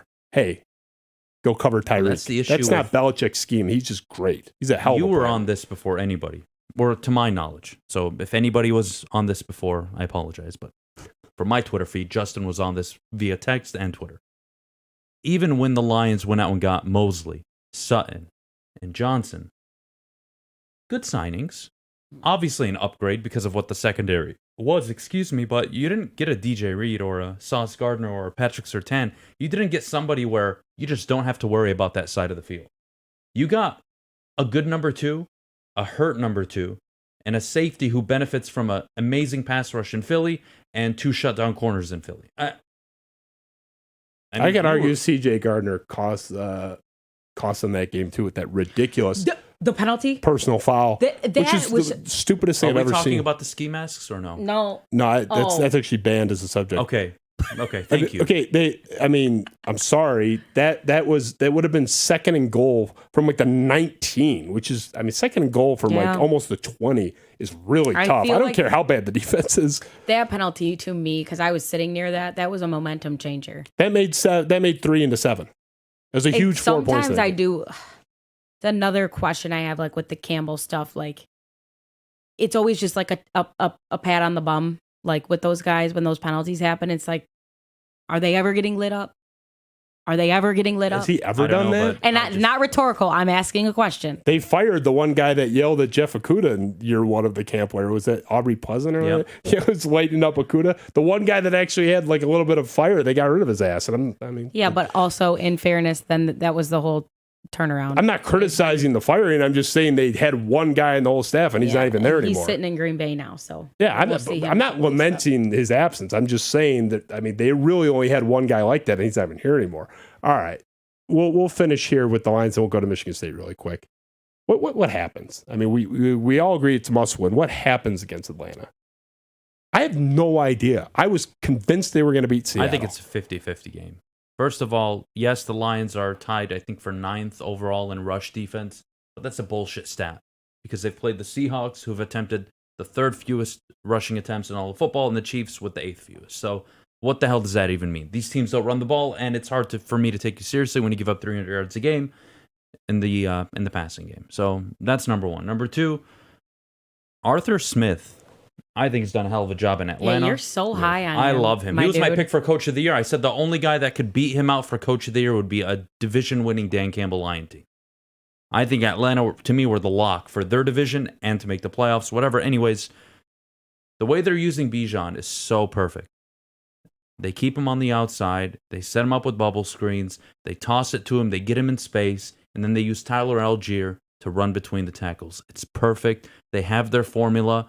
They use play action to get Kyle Pitts, Drake London. They're like a really annoying version of the Detroit Lions. They're going to consume the clock. They're going to play for keeps. They're going to play for a low-scoring game. And the issue here is if you keep turning the ball over, this team's going to kill you for it, number 1. And number 2, A.J. Terrell, Jesse Bates. It's a pretty damn good defense. I think it's a 50-50 game. I'll probably say 55-45 Lions because they're at home. But you're saying this is a tough matchup. It's going to be a tough game. And if I were to call a score, I'd give the Lions to win by a point. A point. 24-23 maybe. Whoa. The up-down theory is in your favor there, Natalie. Yes. It's the Lions need it more. Right? I don't. Give me better coach teams. Yeah, that for sure. But Give me Kyle Shanahan with a Houston Texans roster against this Detroit Lions team coached by Dan Campbell. Give me Kyle Shanahan with Colorado. Hell, give me Kyle Shanahan with Michigan State shitty roster. Colorado. No offense. Like Deion's Colorado? Deion's Not Colorado. the Broncos, like no. Colorado. Give me a college team at this point. Coaching matters so much. Now you're going into the Sports Talk Radio collar. Do you feel good about it? Because I'm honestly, I felt good about Seattle. I have no idea what to think. I have no faith. I agree. And I think it's going to be one of those games like where it's interesting. He said, no, it's going to come down to like a point. I think it's going to be like, this is a Lions get right game. Like everyone shut the F up. Like last week was last week. We're here. Like we're breaking all odds with our effing injuries. Like Tracy Walker comes out, has a day. We see Brian Branch show up. Jameer Gibbs gets unleashed. Like they get right. Like ARSB goes, which some people are saying he's not going to go. I think he will. And they win by like 2 touchdowns. Or I think it's going to go the opposite way, and the Lions are going to be made But can we fools agree? of. Who should win the game? Forget what Detroit should win the game. Detroit. All So we these all games. agree. There's So no we all no agree argument. they should win the game. Yes. That's the problem. They need it. We're now though. going They're at into the home. week where, let's be honest, we all believe they're the better roster, obviously, than Atlanta. Well, But they're that's not what makes fat me and mad, sad- though, they're is not because fat and if you look sassy at this if you week, look at though. all these games, but that's the NFL, and we go into these seasons with these preconceived notions and these draft class, and oh my God, these teams, the NFC South is ass. Well, okay, look what's happening now. You know what I'm saying? And again, it's only week 3. But go on everybody's predictions from June, July, August. These games were write-off games for us. And now the fact that we're even sitting here having conversations about what's going to happen with this team on Sunday, it sucks. It's not my fault. And again, it's not just that they lost; it's how they lost. Yeah. We're not even talking about this if Montgomery doesn't fumble the first play out of the Well, half. that's my whole It's thing just- is like, it's just- is there heartburn sitting here about Dan Campbell and what happened on Sunday with his clock management and his decisions? But it's both. If Detroit walked away with a victory. Yes. To the NFL. Welcome Yes. to the Yeah, NFL. but that's the thing. I don't think the majority of the fan base would be, it'd be like, oh my God, Campbell King, blah, Well, blah, 'cause blah. they're not And you, smart, right? The smart people No. would acknowledge, hey, this is you're playing with fire. Em and I were furious after they converted that stupid fake punt with Jalen Watts Jackson in Kansas City. oh, you mean Jalen Reeves-Maven? No, I meant It's a Jalen joke. Watts. It's a joke. Oh, Where have you been? Anyway, yeah. I can't comment on that. Yeah, joke. Michigan State legend, Jalen Reeves-Maven. No, but you and I, like, it worked. We were texting each other in real time. Like, the fuck is he doing? But I agree. He and I are the outliers. No, and even we wouldn't be as mad. It's more easily forgiven, but it'd be more like, Jesus, got away with one. yeah. They did a lot of crazy shit, though. Like, one of the turnovers is, like, doesn't even count. Like, they fumbled on an end of half, like, crazy shit. Like, whatever. That was a nothing thing. But if you count the turnover on downs and negate that ridiculous end of the half Amon-Ra fumble, there's still 4 turnovers, 2 on downs and the fumble and the pick 6, which a pick 6 is almost like 2 turnovers in itself. I mean, Yeah. it was a nightmare. They should have escaped it, and their coach shot them in the foot. That's that. Michigan State, we're going to transition. Really quick on the Mel Tucker thing. All the rumors out there about Mel Tucker, I think you guys are starting to catch up on some of this stuff. They were out there. I think I'm kind of done with this story until more stuff happens. But I'm curious for your read from afar, and I know it's speculation on both your parts. None of us know. Why did he go wrong there? Because there's 2 schools of thoughts. We all agree it went wrong. Was he kind of a huckster from day one? This was always kind of a joke? Or are you in the other camp of kind of money went to his head, it was on the right track? I'm more in the latter camp because not only because they won 11 games, but the stuff I heard, his hours in the office were a lot more early on. His reputation hired 3 times over by Nick Saban, GA up through defensive coordinator multi-times. Gym rat, office rat, film rat. That stuff started to dissipate. To me, this went off the rails because that guy got paid and kind of lost his way. I know it's speculation. I'm not reporting it. I know you guys can't, but like, what's your vibe? Why did that not work? Because it was on such a good trajectory in 21. You want to go or me? I think you should go. I'm going to sit on this one. Yeah. I think it's a couple things. Okay.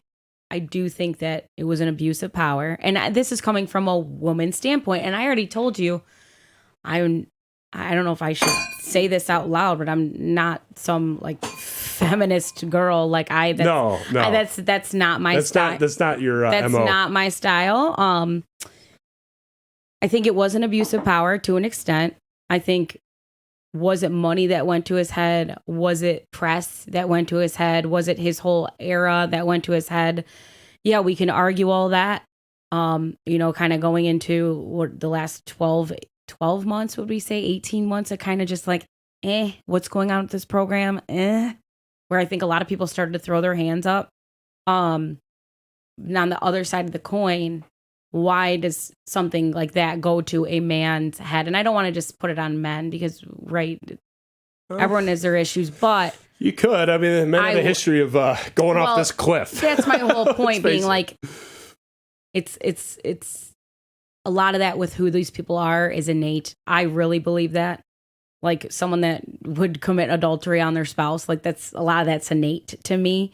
Yeah, things happen and things change in life, but I don't know, is some of that stuff just who he is as the dude coming in? Was that Mel and he put on an amazing front and had his stunner shades on and just, that was it? Or was it just, no, he came, not literally, like. Yeah. I'm with you. It was a pun was bound. It was going to happen. Yeah, whatever. Tuck coming. He got into the program, the Lamborghinis, the cigars, the this, the that, and then the power went to his head. I think it's asinine in the way that it happened, and the woman that it happened with in the situation being who she is. Like, what are you thinking? And that's where, to me, comes that happens because of abuse of power. Because your head you are in the clouds and you are immortalized. That's my take. I 100% agree with everything you said. I'm really sorry. I did not mean to be punny. Like, No, that was good. It's almost I unavoidable. thought that was really good. Yeah, you weaved it right in there. I agree with everything you said. I honestly couldn't say it any better. And there are a lot of people, Mike Valenti has said repeatedly, this guy's the biggest con artist. And I'm not arguing that it devolved into a bad place. That's, I think, self-evident. I just think it's an interest, and it doesn't even really matter. It went wrong. But I think it's an interesting, kind of character human study. I think you are who you are as a person, right? Why I said it. And I think the really good things in life and the really bad things in life show your true character, right? When things are kind of in the middle and, you're humble and you're on your way to hopefully success or failure, who knows what direction you're going in, you're kind of just this unknown person. And then when you fail, we learn a lot about you, right? Are you going to pick yourself back up? What kind of character are you? What are you made of as a human? And then the same thing when you have success. Can you sustain it? Are you responsible with it? I think the success only brought out who he really was as a person. Potentially. It's very possible. I think it's human nature. If I'm making the Mel Tucker was corrupted by power and money argument, it would be Nick Saban is more than anybody else notoriously difficult on his assistants. He just grinds them. Lane Kiffin's talked about it. He's so demanding with his expectations of hours and quality of work. To the point of how they fold their paper in their it is insane level of minutia. He hired that guy 3 times over. Nick Saban doesn't hire anybody that's lazy. You and I have had this conversation about head coaches in the NFL, right? Coordinators that make that transition fail. They're not meant for that CEO leadership role, but what they're really good at is being the guy not in the spotlight, with all the pressure on him, and they can have a lot of success and stay in this balanced level of human interaction in that position. But when you put somebody, for example, you put a 13-year-old, they win the lottery, let's say, or they inherit $3 billion, and what are they supposed to do? They're not mentally ready for that, right? Yeah, but so are you saying a 45-year-old man is not? No, but the point is that you've developed enough, and again, how he developed is clearly flawed, that when you get to a certain point in life, let's say you use me as an example, right? Let's say I reach a certain level of success in this world where I become a household name. Does that mean suddenly I'm going to start cheating on my wife, or start gambling millions of dollars, or start buying multiple women, houses, beachfronts, or whatever? If that's my initial reaction to power and money, that was always in me. I was just never put in a situation to be exposed to that flawed way of thinking. Yeah, there's definitely a difference between somebody like Jim Schwartz, who's just not cut out to be a head coach, but has been a repeated successful defensive coordinator. There's a number of examples, but that's one off the top of my head. So I'm with you on, some guys just aren't cut out for the top job. But I don't think Jim Schwartz became lazy. But the pressure with it. Yeah, but I still, Mel Tucker became lazy. And I'm talking around it. On a relative basis, he probably worked harder than the average person maybe. But he became lazy. His hours at the job, on the job, were down on a pure mathematical basis by multiple accounts up there. He just got lazier. That's different from, you're more of a coordinator, you're not cut out for it. I think that makes the argument probably for worked the hard. success. Exactly. Then. If you have the facts on that his, I trust the sourcing on it. It's multi-sourced. Then you know what? You have no business in that chair, bud. As in Mel Tucker. Do you know what you're doing? Do you know how much money you're making? Screw you. Look at what this program is now. And I think that Washington game, I feel so bad for all of them. I feel so terrible for all of them. The fact that D'Antonio's down there without a headset, and the shame on Mel Tucker, because you know what? That's a reflection of you over the past 3 years, not them. That was so embarrassing. And just as a Michigan State fan, you just feel so, I don't even know what the word is, almost like you feel deceived as that person, right? As a fan. And someone, you going to the university, I think, it's just so slimy now. And looking back on it all. But again, I think we're talking about if we get into a position of power, is Adam going to cheat on his wife? No. But we're also talking... know from 4 years old, the stove is hot. You cannot cheat on your test going to school. No, there's right and there's wrong in the world and there's morals. But I don't care. There's also fucking idiots, and I think Mel Tucker and that's where it comes back to abuse of power, men in power. Again, you can come for me, if you're a man and you're offended by what I just said, but it's the truth. But again, I don't know, if you're the president of the United States one day, think of how slimeball politics and politicians there are. You're allowed to be the president of the United States with dementia, so that's right. But I do think, you guys, I do think that there's good and bad people in the world. Do we think Deion Sanders is out there doing any of that? I don't know. I just think I don't know. The people that know him seem surprised by it because he's not the first guy to get paid and get his dream job, at least in terms of position, if not location. That happens all the time. It's too hard typically to even get in that position, to elevate in that role. It's hard to break through in coaching at all, especially under Saban 3 times over. It's too hard to get that if it's even in you to turn it off like that. I can't think of another example. I'm sure there's some example somewhere, but what of a coach that just stopped? I'm not talking about didn't succeed when they got elevated. I mean, just stop trying. It's a bizarre. For all the foibles Bobby Petrino had, the guy was still grinding it. Even if you didn't like some of Steve Spurrier's off-color remarks, the guy was still working hard. I don't understand. It's a bizarre situation, and even on a human level, I just think it's sad. Not necessarily sad for him. He made the bad line, as his player Tunmije Adelaide, former Spiro Avenue guest, said. I think directed at his former head coach. It's not about that I'm sad for him necessarily, but it is sad. I just think of the stories of him sleeping on the floor in East Lansing in 1997 as a GA, and the hours and hours and hours he put in. He breaks the mold. He's the highest paid African-American coach in the history of sports. Was the second highest paid coach in college football for a couple months. It was such a good American success story. And it just, the guy had it for 10 seconds on a relative basis, and it was just gone. I just think it's sad. Very sad. I would go with that. I don't mind. I still think he's an idiot. No, I'm with you there. I think everybody does, but... What, did I not express that I was sad? I'm not pushing back on anything, you guys. I think you're both dialed in. You are an idiot.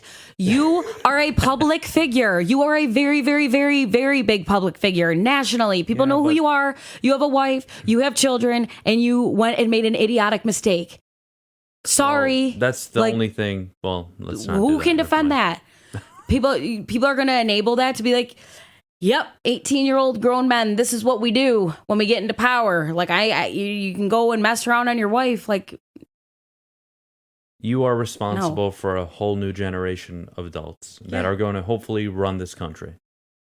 You got to make a better example of yourself. I don't know. I can't think of one example off the top of my head where a coach went from the highest of highs to suddenly not giving a shit anymore and then dropping off a cliff. I really want to do research on that, honestly. That's fascinating, but Yeah, but it is sad. when we say that the apathy came into play, is that just because he started losing recruits, or like, and he didn't know where the direction of the program, like apathy, like what? You're getting paid in asinine amounts of money. It wasn't total apathy. It wasn't like he wasn't doing any work, but it went from the grinder that, you know, he went grinding his from whole the life top to get there 1% to like he's like median. Yeah. Like, so yeah, I don't want it. It's lazy on a relative basis compared to the maniacal effort it took to get there in the first place. But that's what it takes to stay at the top. These guys are nuts. I mean, they all have heart problems, and they don't even have a heart attack. Urban Meyer had a heart attack. Which nil and everything transfer portal. The NCAA is. It's getting harder, not easier. I just think it's a bizarre situation. I think I happen to know at least some more will come out. It's going to get uglier before it gets prettier. That's for sure. And it's a fascinating character study. I wish it wasn't at my school. But I just find it interesting. Mm-hmm. What happened, man? Like, I know some of what he was doing, but like, if I were, you know, I was friendly with him and talked to him a couple of times, I'd love to sit him down and just be like, bro, come on. Like, do the frat boy thing. Like, what are you doing? I think if you go and like attorney over there, like, I think if you look at the statements that have come out from his lawyers, from him, whoever's writing that stuff, what kind of really rubbed me the wrong way, and again, like, I was such an advocate, like, everyone was obsessed with him, a lot of people, when he first got hired. I get that the narrative had changed. No one more than me. Yeah, not really accountable. That guy wanted to go to war.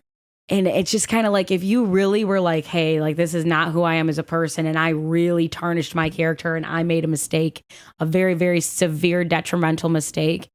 But those statements were not that. I mean, those statements were like... Well, on the one hand, he's trying to clear himself of being a sexual predator. But the other side is, dude, you just can't do that. I don't care if you're an adult and it's consensual. You just can't do the things so far that we know of that you were doing. No, Brenda Tracy's story, I don't even need it. And I said that in this chair at 3 a.m. when we all learned about this at the same time in the middle of the night. I don't even need her story to be true. I don't. There's enough there. Mel, I believe every word you said. Gotta go. Yep. And these people that are like, oh, it's a consensual relationship. You're not talking about a gas station attendant with 4 employees at a mobile. Yeah. This is a guy, and you laid it out. At $9.5 million a year, leader of people. You are held to an elevated standard. Even at a mobile gas station, attendant standard, that's questionable. I need you to be well above average in your competent. I mean, do you know how much $9.5 million is? Could cut him off by 90%. He's still in a fraction of 1% in the country. It's insane. I don't think people can even process how much money that is. Guess what? That comes with a lot of responsibility. I'm not going to judge you the same way I would judge Adam or Natalie. Not that you guys ever would fall short, but like you have to be held to a godly standard. Watch. You are. You just watch. I've got plans. You have to be short of being framed. Like I've never even spoken to Brenda Tracy outside of the time she was here giving like you can't even open yourself up to that. Even take the infidelity thing out of it, because that's obviously morally problematic, but not necessarily contractually problematic. A vendor of the school, and like Clay Travis keeps coming out like, oh, because she was here one time 2 years ago, she was a vendor. Yeah. Right. She was. I'm sorry, like, whether I kill 1 people or 12, I'm a murderer. She's the only reason he even knows her, and she was there. The entire seed of this relationship and them even knowing each other was in a vendor relationship. Yeah, one time is enough. If I hire Bono to sing at my daughter's sweet 16th birthday because I'm rich, he's a vendor for that day, and he was always, in the context of that situation in my relationship, a vendor. So, yeah, this whole like, oh, because she wasn't refilling the Pepsi machine every Thursday, that she's not like a legitimate vendor. Motherfucker, she's a vendor. That's it. Once you are a vendor, you're a vendor. That is a university relationship. It's his decision to hire her and use their money. It was their $10,000 that they paid her with. She's a vendor. And if something develops after that, guess what? She was still a vendor. So I completely reject this whole, because of one time. Yeah, sorry. Sorry, it's unfair, Mel, but we're paying you almost $10 million a year.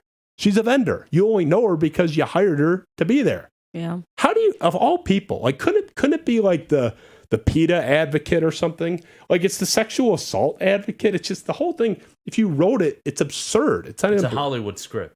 It would be rejected at a writer's table because it's too absurd. Yeah. Like, who would even do that? I would like, if an accountant in the business office at Michigan State pulled that, I'd be like, dude, seriously? But the $9.5 million guy with a target on his back, it's absurd. Anyway, who's replacing this guy? I've gotten so much heat today, in particular today. Michigan State Twitter, which is like 54% in favor of Urban Meyer, according to David Harns' very non-scientific Twitter poll. The slight majority actually agrees with me about Urban Meyer and the idea of him. Ben knows, and you can put it up there, Ben. I want to go full pirate ship. I want to at least call this guy. There's my guy with his glorious Michigan State quarter zip. I understand the arguments against him. The arguments for Urban. He's been at 4 schools, all 4 won big. None of the 4 anyone would even argue regret hiring him. Now, we just had Mel Tucker. Michigan State regrets hiring Mel Tucker. That's not the same thing. Oh, Bobby Petrino. He flamed out in his second chance. They regret hiring him again at Arkansas. Like, so these other examples, those were bad marriages. Those schools regret having employed those people in question. 4 for 4, all 4 of his collegiate, not Jacksonville, his collegiate employers love him. I get the pushback on him. I understand that. I'm not saying anybody with any qualms at all is a maniac. I get it. I think the juice is worth the squeeze.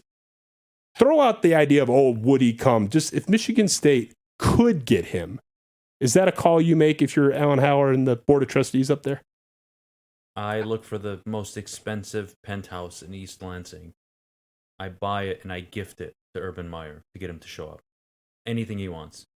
He can sleep with my entire side of the family if it means he's the head coach of Michigan State.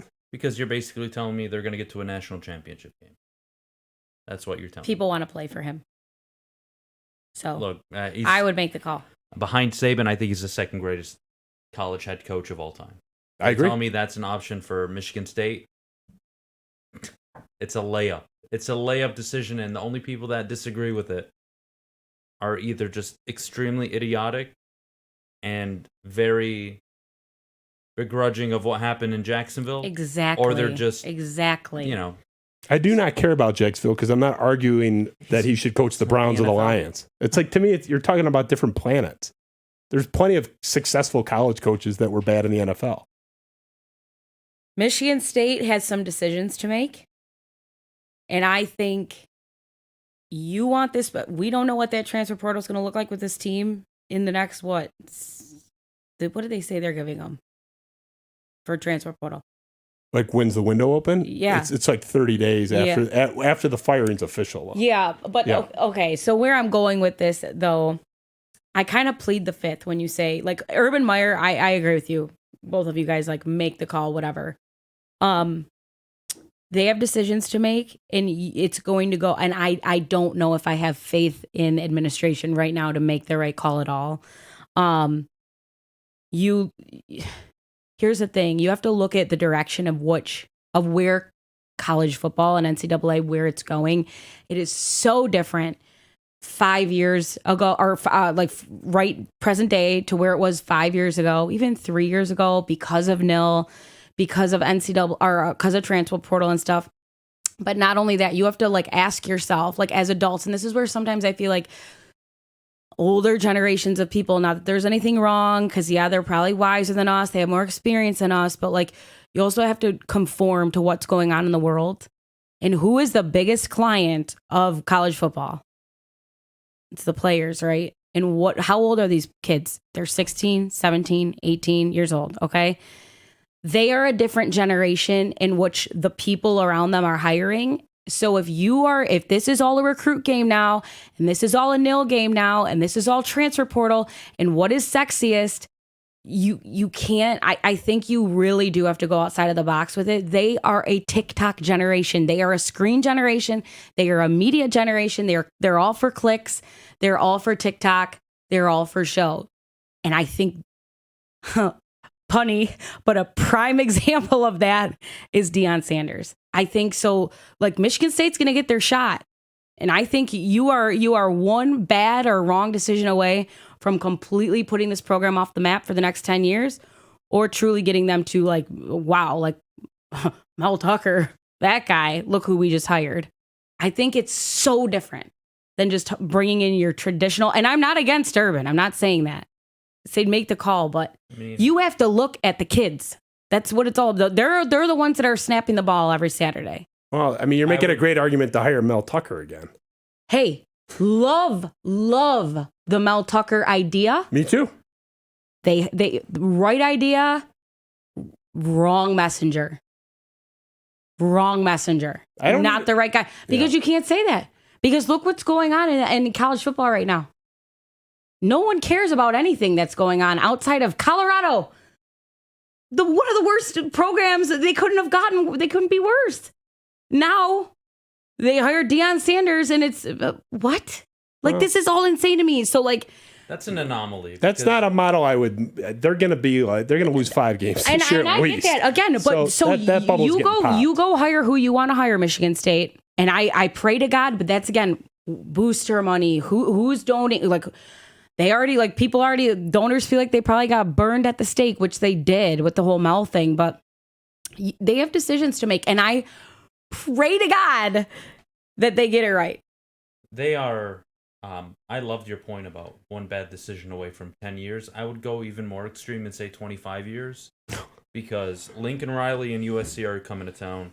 UCLA, Oregon, and the Pac-12, by the way, is the deepest conference in college football at the moment, and most of those teams are joining the Big Ten next year. So good luck.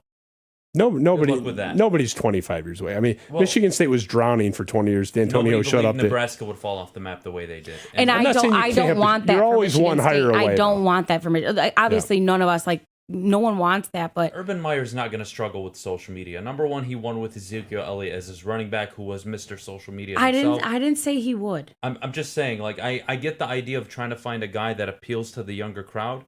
I don't want that. I want a coach that's going to come in and it's about winning. Because if Michigan State doesn't win, what's going to happen is they're going to turn into a shittier version of Iowa. And they're going to get ran over by Washington, Utah, you name them, whoever the hell is going to come and join eventually. They're going to get ran over for years to come. And why the hell would anybody want to come to East Lansing when you have Lincoln Riley with USC in the Big Ten? You have, look, I don't know how long Harbaugh's going to be there, but at the moment, you'd much rather want to go play there. You're going to get drafted. You're going to get developed. Ohio State is Ohio State. Like, this is a problem that's going to continue. I'm all for the Urban thing. Whoever doesn't like the Urban idea. Yeah, he got torched for it today. Oh, I was very... don't understand. Personally attacked. I was very not just, I hate your opinion. But I think it's so many people that are like, oh, you're going to hire another criminal that, it's like, Optically, I get the optics. But this is not, even his baggage is a little bit overstated. His collegiate baggage is a little overstated. They were a renegade program in some regards, for sure, in Florida. Most schools, by the way. He wasn't doing stuff. Georgia's got a different arrest every other weekend. Yep. But they're rolling. I'm not saying I like it. I'm saying that's the reality. And I don't think he's that uniquely problematic. Some of the Jacksonville shit, kicking the kicker in practice, allegedly. Problematic. But in college, no, I'm not saying he's a great guy. That guy doesn't know how to lose. Even Nick Saban, who I think is a fair number one, he just has won more titles and done it longer without taking a break every 5 years. Saban was so-so at Michigan State. Urban Meyer doesn't know what so-so even means. Bowling Green, stud. Utah, 12-0. Then he left before the bowl game. Florida, stud. Ohio State, stud. They won 40 of their first 41 games there, thanks to Michigan State, 2015. It's absurd that we're even talking about this as some huge thing. I don't understand it. Like, I would get if the baggage was heavier. But you know what also gets recruits? Winning. You know what helps your NIL? Being in the college football playoff and being 12-0, 13-0. Yeah. You're going to be on an Urban Meyer Michigan State team could be somewhat disappointing. They're going to be on national TV like 6 or 7 times. That is helpful in itself. So, yeah, the TikTok shit, you're not wrong. Everything you said is true. That's around the edges, though. It still comes down to winning. If Dion goes 5-7 this year and 4-8 next year, which I'm not predicting, but let's say he does, this cute shit won't be so cute anymore. Just like it wasn't with Mel Tucker. The Lamborghinis weren't so cool when they were 5-7. It comes down to winning. Yep. All that cool shit. He's on my wall smoking the cigar. We all thought he was so cool. The second they went 5-7, it lands completely differently. Urban Meyer does one thing. Win. Thank you. Everything else falls into place after. Yeah, so my question, do either of you actually think that call gets made even as an ideation of He would know more. He's more connected in East Lansing. I'm going to say I doubt it, but I think it's the most obvious decision because who are you going to go after that's going to make a lateral move? It's not even, I mean, no offense to Michigan State. It's not it would not be the program to be at right now, given the circumstances. And you're not going to convince any coach in the Power 5 who's at least successful and has some notoriety to leave their situation and come coach your team. I have no idea what Alan Howard thinks about Urban Meyer or that type of, risk management and taking that leap. I have no idea. I know the Board of Trustees would not be unified in hiring him. But I also know the Board of Trustees, which, by the way, they have to approve the contract. Michigan State's Board of Trustees is the most, it runs more interference than any board or group of regents in the country. So, like it or not, they're going to be involved in this. They blew the Luke Fickell thing. Thank you, by the way. Great Luke Fickell would be the coach here right now. But that was the wife. Well, His wife was all against. After they had that deal done, the Board of Trustees, and I think I'm not the first one to say this. I'm pretty sure this is out there with insiders. But the Board of Trustees pushed back and they wanted to interview minority candidates. That was a big thing. Not all of the Board of Trustees. There were a couple of Board of Trustee members that were adamant, why are we rushing right to Fickell? It was similar to when the Lions hired Mariucci in 2005. It's like, oh, you rushed right. You had your guy to begin with. Fickell, D'Antonio wanted him. Most of the people up there wanted him. Bill Beekman, the interim AD, wanted him. The Board of Trustees got involved when the contract was on the doorstep. It ends up being this 4 or 5 day delay. They end up interviewing Mel Tucker. They talked. I don't know if they formally brought in Salah, but they talked to him for sure. They interviewed him, at least on the phone. And that 4 to 5 day gap, they circled back to Fickell and said, okay, you're the guy. Then his wife perked up. The contract would have been done. I mean, that's a fact. And I'm pretty sure I'm not the first one to report that, but anyone up there knows that. So they did blow it. Luke Fickell would be the coach here right now. At the time, we're like, yeah, Tucker 11-2. Maybe it worked out. Everyone's happy. Fickell's good. Tucker's good. No, that didn't age well. So they're going to be involved. I know there's a couple people on that board that are more than happy with Urban Meyer, and they have no problem with it. They would like it. I also know there's some, they haven't told me, but I know people in their circle, they would not want anybody like that. So I don't know where that leaves us. I don't think they will go after him. I'm more interested in the exercise of why wouldn't you? I understand the pushback. And I'll finish here with Urban before I get to some of the other names, and then we'll wrap. I'm curious because you're coming from the female perspective, which tends to be more aggressively against this type of hire. You said you agree with me, Urban. You'd call him, baggage aside. Yeah. Why do you think? There you go.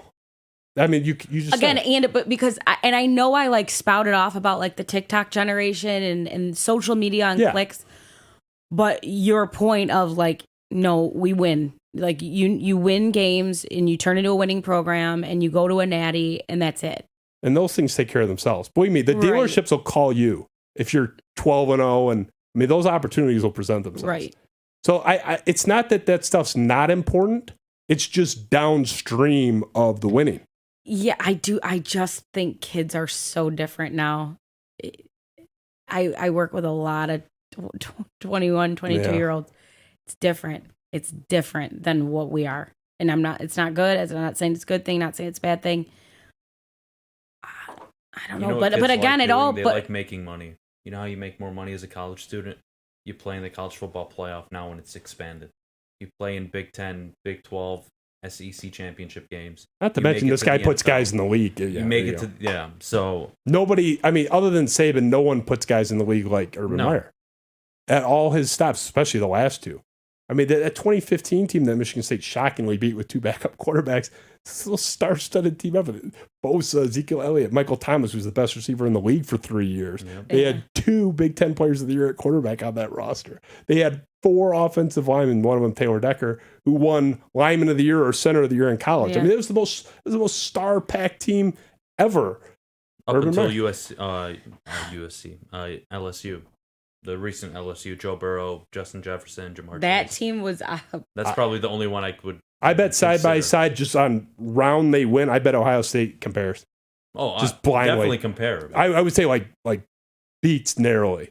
That team, they had like 9 guys that went in the second round or first round. Like, and a bunch of third rounders and fourth rounders. Wasn't Michael Thomas the second round pick?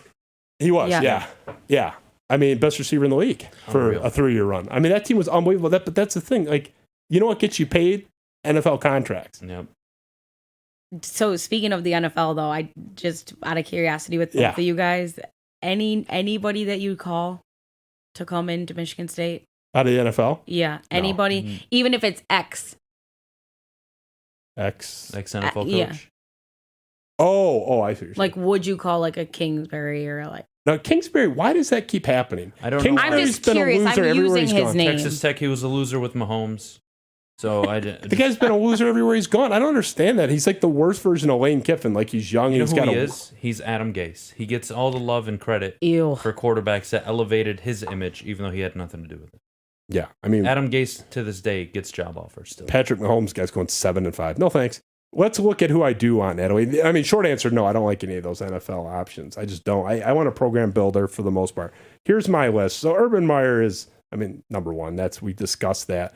This is kind of, I mean, it's in order, clockwise. Mike Elko, Duke, they're all distant behind Urban, but he's my top guy other than Urban. I think the most reasonable guy for them to get, he'd be number 1. Sean Lewis, offensive coordinator from Colorado, obviously at Kent State was middling, but they're a 2-win program. He had them at 7 wins, so it's all relative. Brian Hartline, Ohio State, offensive coordinator in his first year in that role. Arguably the best just straight recruiter other than maybe Vince Merrill in the entire country, and Lance Leipold in Kansas. So none of those, let's take Urban out of it. None of those 4 would have me mad. None of those 4 would have me saying, what the hell are we doing? I would have varying degrees of happiness with those 4.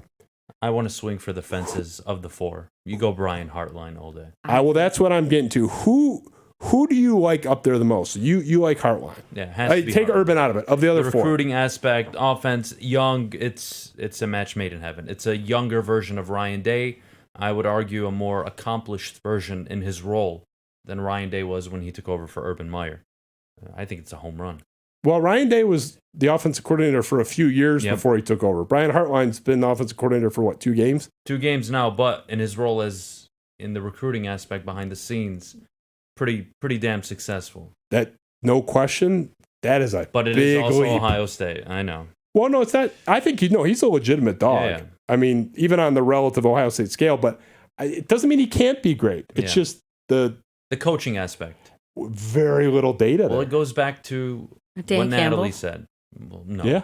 Please, God, no. Yeah, there you go. No. The Dan Campbell data. I never was a head coach. Brian Hartline, At least 100%. he was a fucking coordinator. I'll take 2 games as a coordinator over a fake head coaching job in Miami and a tight end. Okay, let's not do that this. and Hartline 100% goes to the win in regulation. Go back to Natalie's point. No, your point on this younger generation, I think he's a perfect fit for what you're trying to do. Again, he's like my age. He's like 36. He's very young. Yeah, it's a good it's great. It's a great thing. I think it's what you want. That's what kids want. Like Coach Elko. So you're a Hartline. What's your? I was going to ask you what's your. Take? I don't. As far as like recruiting and their roles, I don't have enough data and information on them. But I'm down with Hartline. Give me offensive minded, young minded, super. What's the word? Like? Can you throw it back up? Actually, look at their faces. All right, who would you want? That's what I didn't want to be offensive. Okay, I didn't want to Lewis, be offensive. I got you. Believe me, I'm notorious for being offensive. Sean Lewis, God bless his soul. Not the best looking guy. Maybe if he got rid of the beard, I'd consider it. Like Lance Leopold looks like he should be coaching Army. Mike Elko looks like he's on the verge of hitting the retirement He looks home. like Edo. Like, come on. Brian Hartline can marry my sister. What is this phrenology analysis? Do you want to get not their skull analysis. shape while we're at It's it? it's more so representing a university. What's their astrological sign? I agree with that. Let's I talk don't about the know. important things. I don't know. think 17-year-olds want to go play for. I don't want to. For which one? Like a Mike Elko, like just. I mean, he played a hell of a job at Duke. To be fair, but look to at. be fair, he's probably the most qualified outside of Urban Meyer on that list, which I agree Yeah, with. why you Urban's have in his him at own one. box over there. But if we're talking about taking a chance in an era where Lincoln Riley's coming to town, another young, beautiful-looking man who has USC at the really top of the Pac-12, probably going to get to their first college football playoff, joining the Big Ten. Then you have Oregon joining, all these teams that are just going to be super offensive-minded. You know, Michigan State, I know you've been known for the quality defense in the trenches. I've won some Big Ten championships. I get it.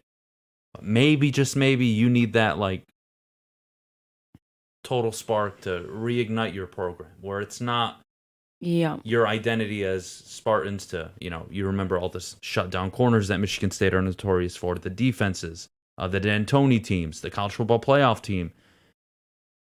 It's in the past. Maybe it's time to take a chance.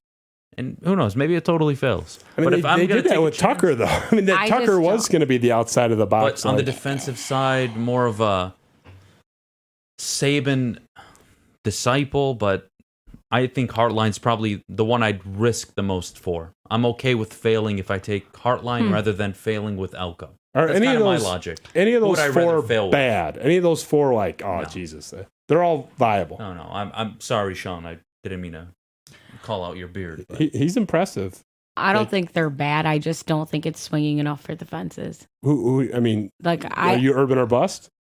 It's got to be someone of that Urban's not gonna of that caliber, right? It's not going to happen. There's It's no not. Urban caliber unless you're bringing Saban But back. all I'm telling you guys is that it's September 21st, and I could just see the program and the fan base just like being very let down with who it is. That's how little faith I have right now. I don't think they're going to recover for a very long time. Like if they do that. Well, that's why I said they have a very big decision to make. They don't have to hit a home run. They have to hit a double. Like this cannot be. I had this stupid conversation, but I had to have it with a few buddies of mine. Where would you rather bust on taking a quarterback in the first round, for example, knowing that there's a high likelihood that he's going to bust, on the chance that he could be great, or would you rather just take the surefire running back like a Bijan Robinson? And like it's all day you take the chance on the quarterback. And that's kind of how I feel about Michigan State.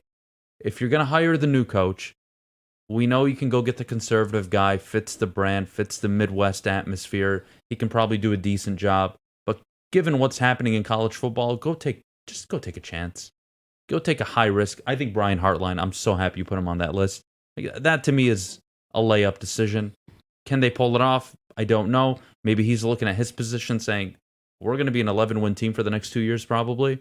I'm going to be in games against USC and some of these Pac-12 teams joining the Big Ten. We're going to be in the college football playoff next year.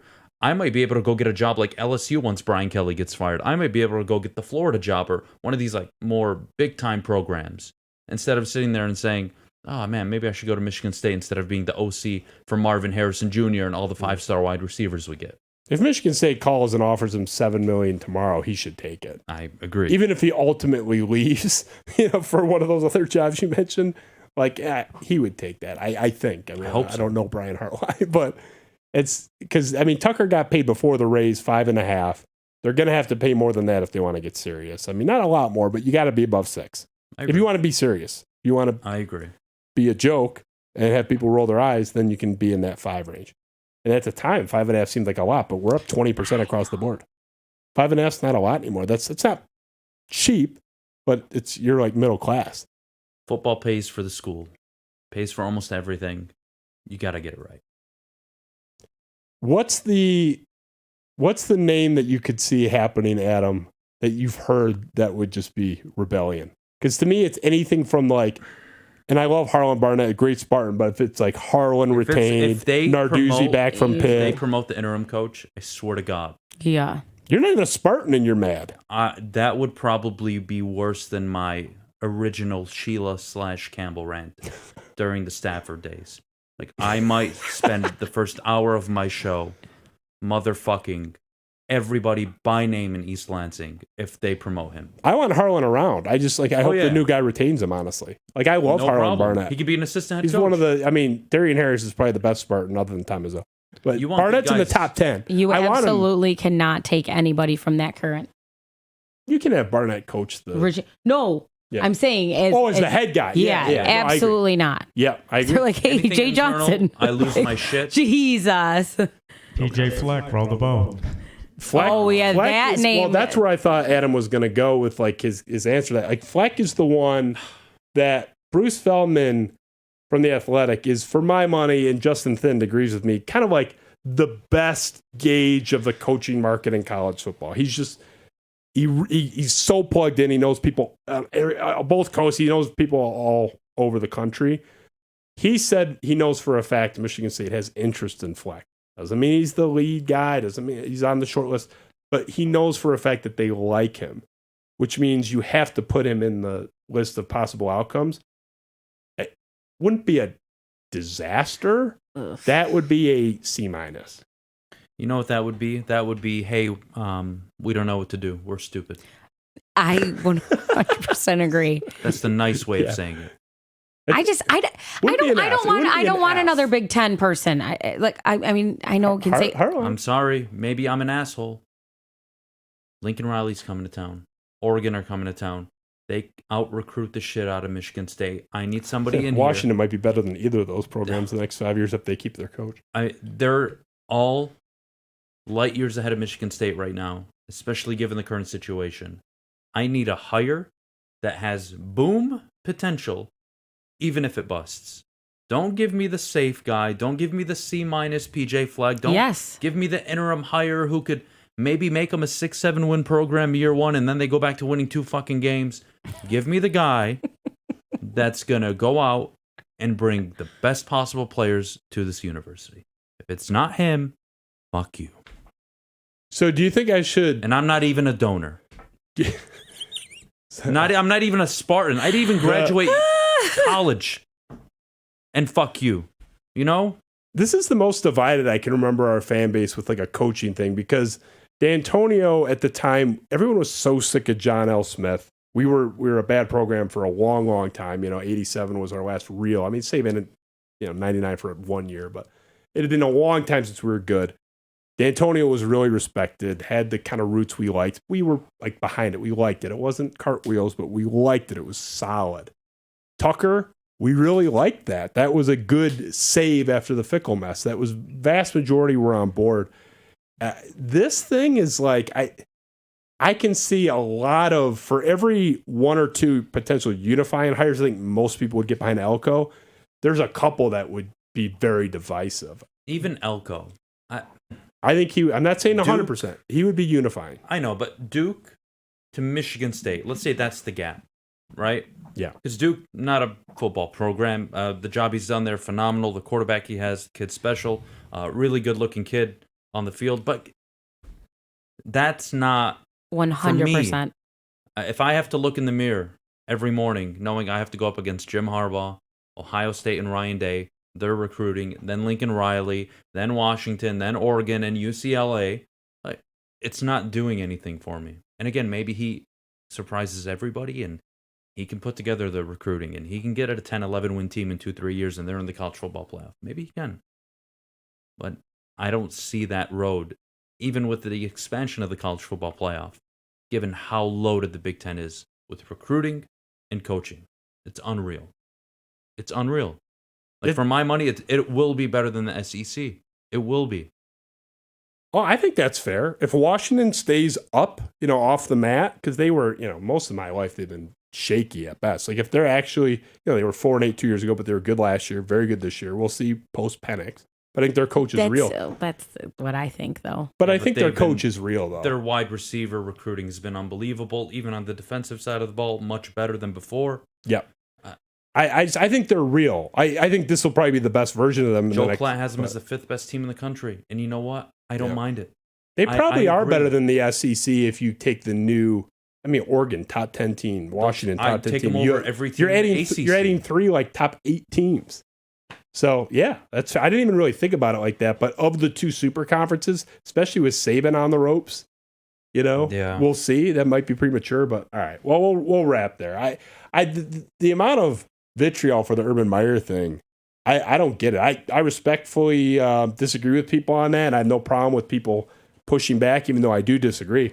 But it is like maniacal with the Michigan State fan base, where like the personal attacks, not just me, like anybody that's voicing this stuff of any note in the Michigan State fan base. I don't get it. I don't see anything so objectionable. I'm not saying I like all this stuff. To me, that is the one guy that satisfies what you're talking about. I got to get in the ring with Riley. And I don't think Harbaugh will even be there, but Day, if Heartline succeeds him, this is big boy. Is stuff. it really this hard? Like, is it really hard to just accept what you need in today's game to win? You need a professional, charismatic head coach who is an X's and O's guy, preferably on the offensive side of the ball. That's where we're going. It's where we're going in the NFL. It's where we're going in college football. And never have college football and the NFL been so close in terms of look and feel. It's almost essentially the same game now. Parity is up there in college football this year. I think it's the most parity we've had in the last 15, 20 years. The NFL is known for its parity any given Sunday, that whole mantra. College football is going exactly where the NFL is going. And everybody in the NFL sees it. It's why they draft offense heavily in the first round. And it's why they go edge and secondary players. Because that's what wins in the NFL. That's what translates. That's what gets paid. I don't know how this is a dividing conversation. I love that Urban Meyer is an option. I give Urban Meyer equity in, I don't know, UWM at this point. I'll give him equity in it. I don't give a shit.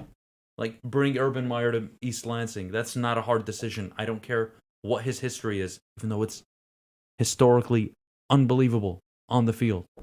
And the off-the-field stuff is exaggerated. The Jacksonville thing just makes it look worse than it is. So what is it? And if it's not him, Elko, I respect him number 1 on your list. Yeah. Don't really have an issue with that. The suburban. But I'm just trying to compete with Lincoln Riley and Ryan Day and all these recruits and all these Pac-12 teams joining. I can't do that with a Midwestern conservative guy. I can't do it playing the way Iowa and Nebraska and Illinois play. I got to play with the big boys, and that's what our biggest knock on Michigan has been.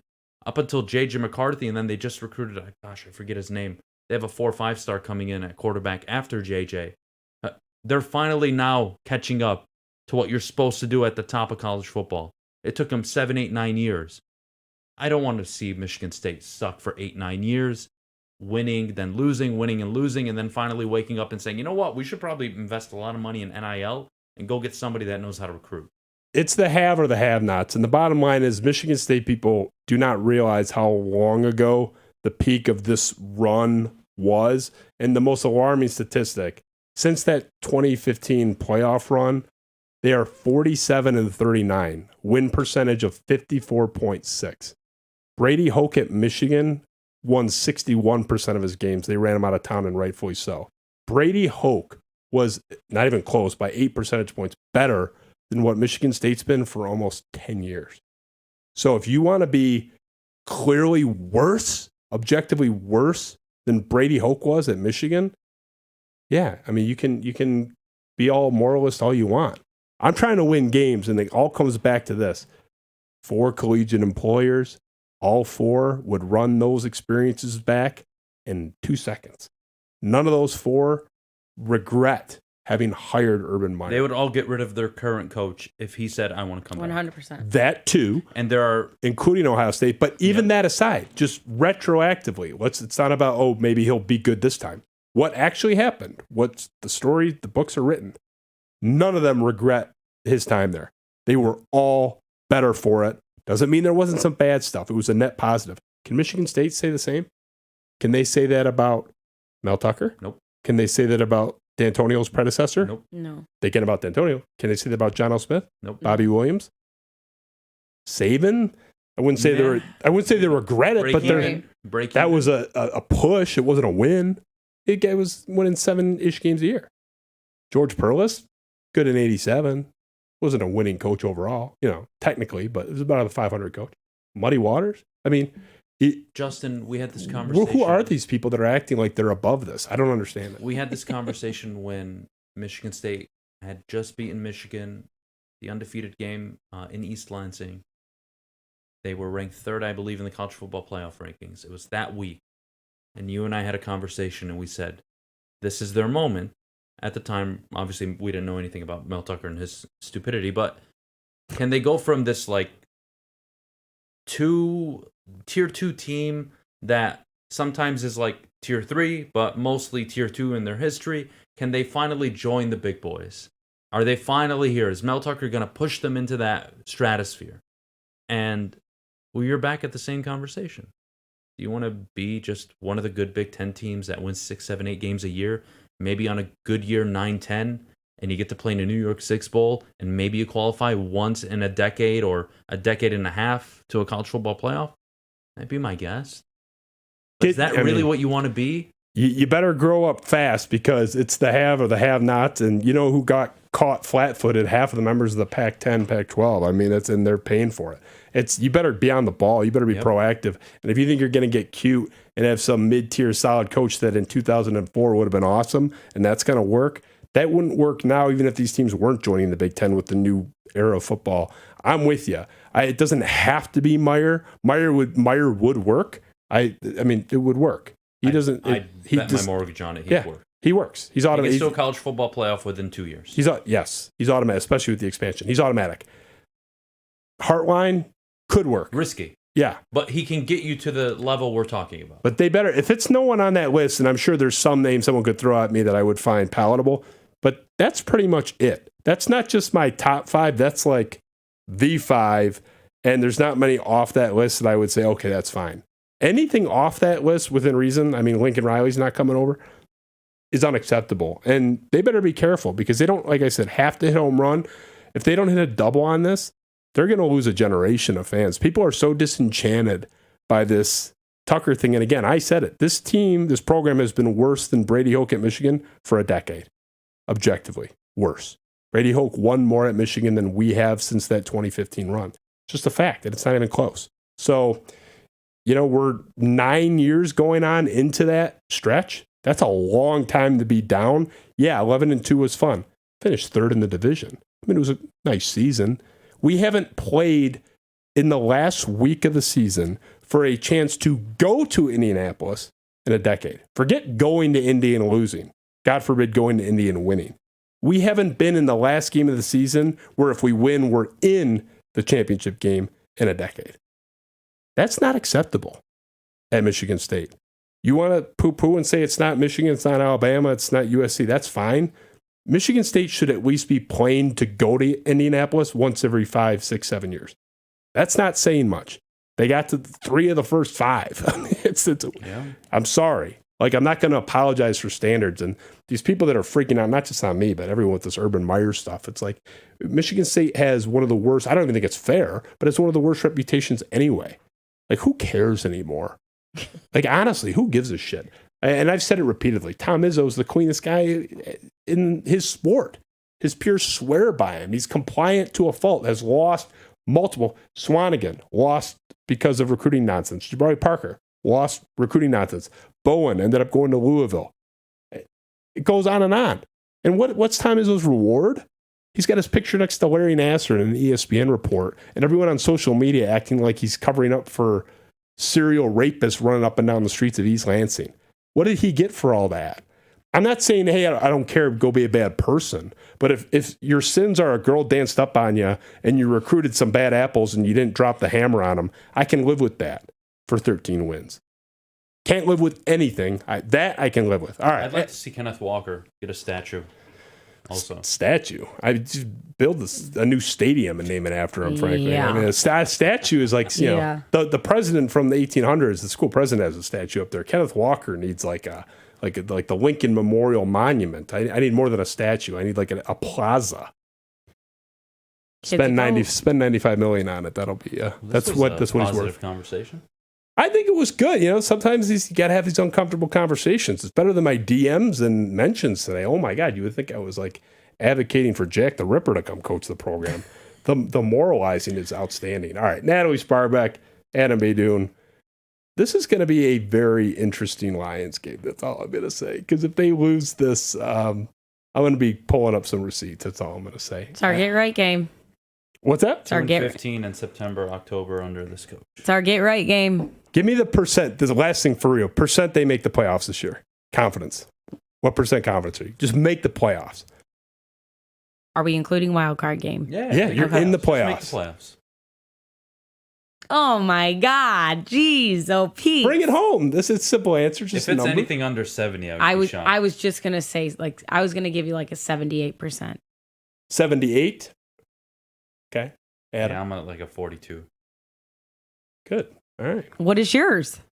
Well, Mr. 6 and 11. Well, I'm not there. The problem is I mean, can be convinced to get back into the upper half of a 55% confidence when they can just get through a game without bullshit. Here's the If they thing. lose this game, We they're go done. into Ford Field. We dust Atlanta. We go and we win in TNF. We said this about Seattle. And I'm just telling you guys that everyone, the whole town is going to be, oh my God, all over See, again. The fanboys and the fangirls are, not the fucking people that actually watch the games and really objectively look at it. The Kansas City game is a win, yes. They won by a point when they missed their best defensive and offensive player outside of their quarterback. And they won because Kansas City's wide receivers didn't know how to catch a football. And what happened the next week when Lockett, Metcalf, and JSN came to town and they can, actually catch the football? You gave up over 300 yards. That's what I passing. tweeted. It's like, it's amazing how much worse the defense looks when the other team isn't dropping. I mean, one guy dropped 4 balls. Tony dropped 4. Of separation on those drops too. And again, it's not to take away from the win. They won a game that in my lifetime they typically lose. I was very happy about that win. Yes. But what you can't do is follow it up with that performance. And that's the concern. It's not even just the performance, it's the coaching. Like, I'm tired. I want to just enjoy a football game. If Kyle Shanahan will kick a field goal from the 3-yard line with one of the best offensive fucking lines in football, the best running back in football, Deebo Samuel and George Kittle, all pros on the outside, if he'll kick a field goal at the 3-yard line, fuck me for wanting him to kick one at the 31. 18% confidence. That's my answer. 18? 18 Where'd we to get 1. that number? From the 6 and 11. Where'd you get 78? It's just how I feel. A little over 3/4 is how I got that. Yeah, If I'm they a don't make little the under playoffs, 1 and 5. I mean, it's embarrassing. It's a fireable offense. In this state of the NFC, I do agree with if that. they win less games than the Bucks, the Falcons, the Saints, whoever it is. If you don't make Seahawks, if you don't make the playoffs in 3 Die. years, 3 years, you got to go. It doesn't take 4 years to. I mean, making the playoffs isn't even that hard. So is Dan Campbell the coach in 2024? too early to say. Well, if they make the playoffs and lose by 100, he's back no matter what. Yeah, no. If he makes the playoffs, he's The back hypothetical 100%. would be if he doesn't make it. It would depend on why didn't they? Did they miss it by 1 game and Goff went down midseason? God forbid. I mean, no, I don't think you fire him. Context does matter. So, But let's this not go there. is also an ownership group and family that has always kept everybody 1 year too soon. So even if smart people are like, it might be too soon, that means they're 2 years away from firing him. He's firing the Dan Campbell, like, does he stay thing? That's not even like It's not a conversation. To me, not a it's talking like, point. yeah, I mean, he would have to win 1 game or 2 You'd have games to or win something. 4 or 5 games Yeah. to be like ran out of. Even in my 6 and 11 scenario, I think he's back. He'd be back with like a hot This is starter the- Yeah, else. hot seat. Yeah. Like if you go 2 Like and what 3. Sheila and her mother did with Patricia and Quinn when they had a franchise-altering pick. Yeah. She decided to say, "We're expecting to win now." How's Tua looking? How's Herbert looking? Must be nice. Well, I can't Wait, use you that. had a quarterback for 12 years, but you hired a dickhead for a coach multiple times. I can't cite Herbert because I thought he was going to be a bust. But Tua, I liked. Tua's number 1 And he's pro put- football he's- focused quarterback right now. They're he's- in he's- my opinion, they're the best team in football outside of the Niners if he's healthy. Yeah, and their coach makes some sense. All right, guys, let's get out of Must here. be nice to have a coach. Yeah. I don't know what that is. Well, ours is cool and he flexes. Ben, appreciate you. Eric, you were working overdrive, man. I know you're home watching. You told me you were going to be watching. Appreciate you. Adham Beydoun, who may or may not be running his show in the future. We'll see about that. Thanks. I'll leave that there. Natalie Sparbeck, Teddy Bridgewater enthusiast. It's great to have you. Teddy Two Gloves. You're welcome anytime. Let's get you back a third time soon. I All right. enjoyed this. Spiro Avenue Show. We're out of here. Thanks.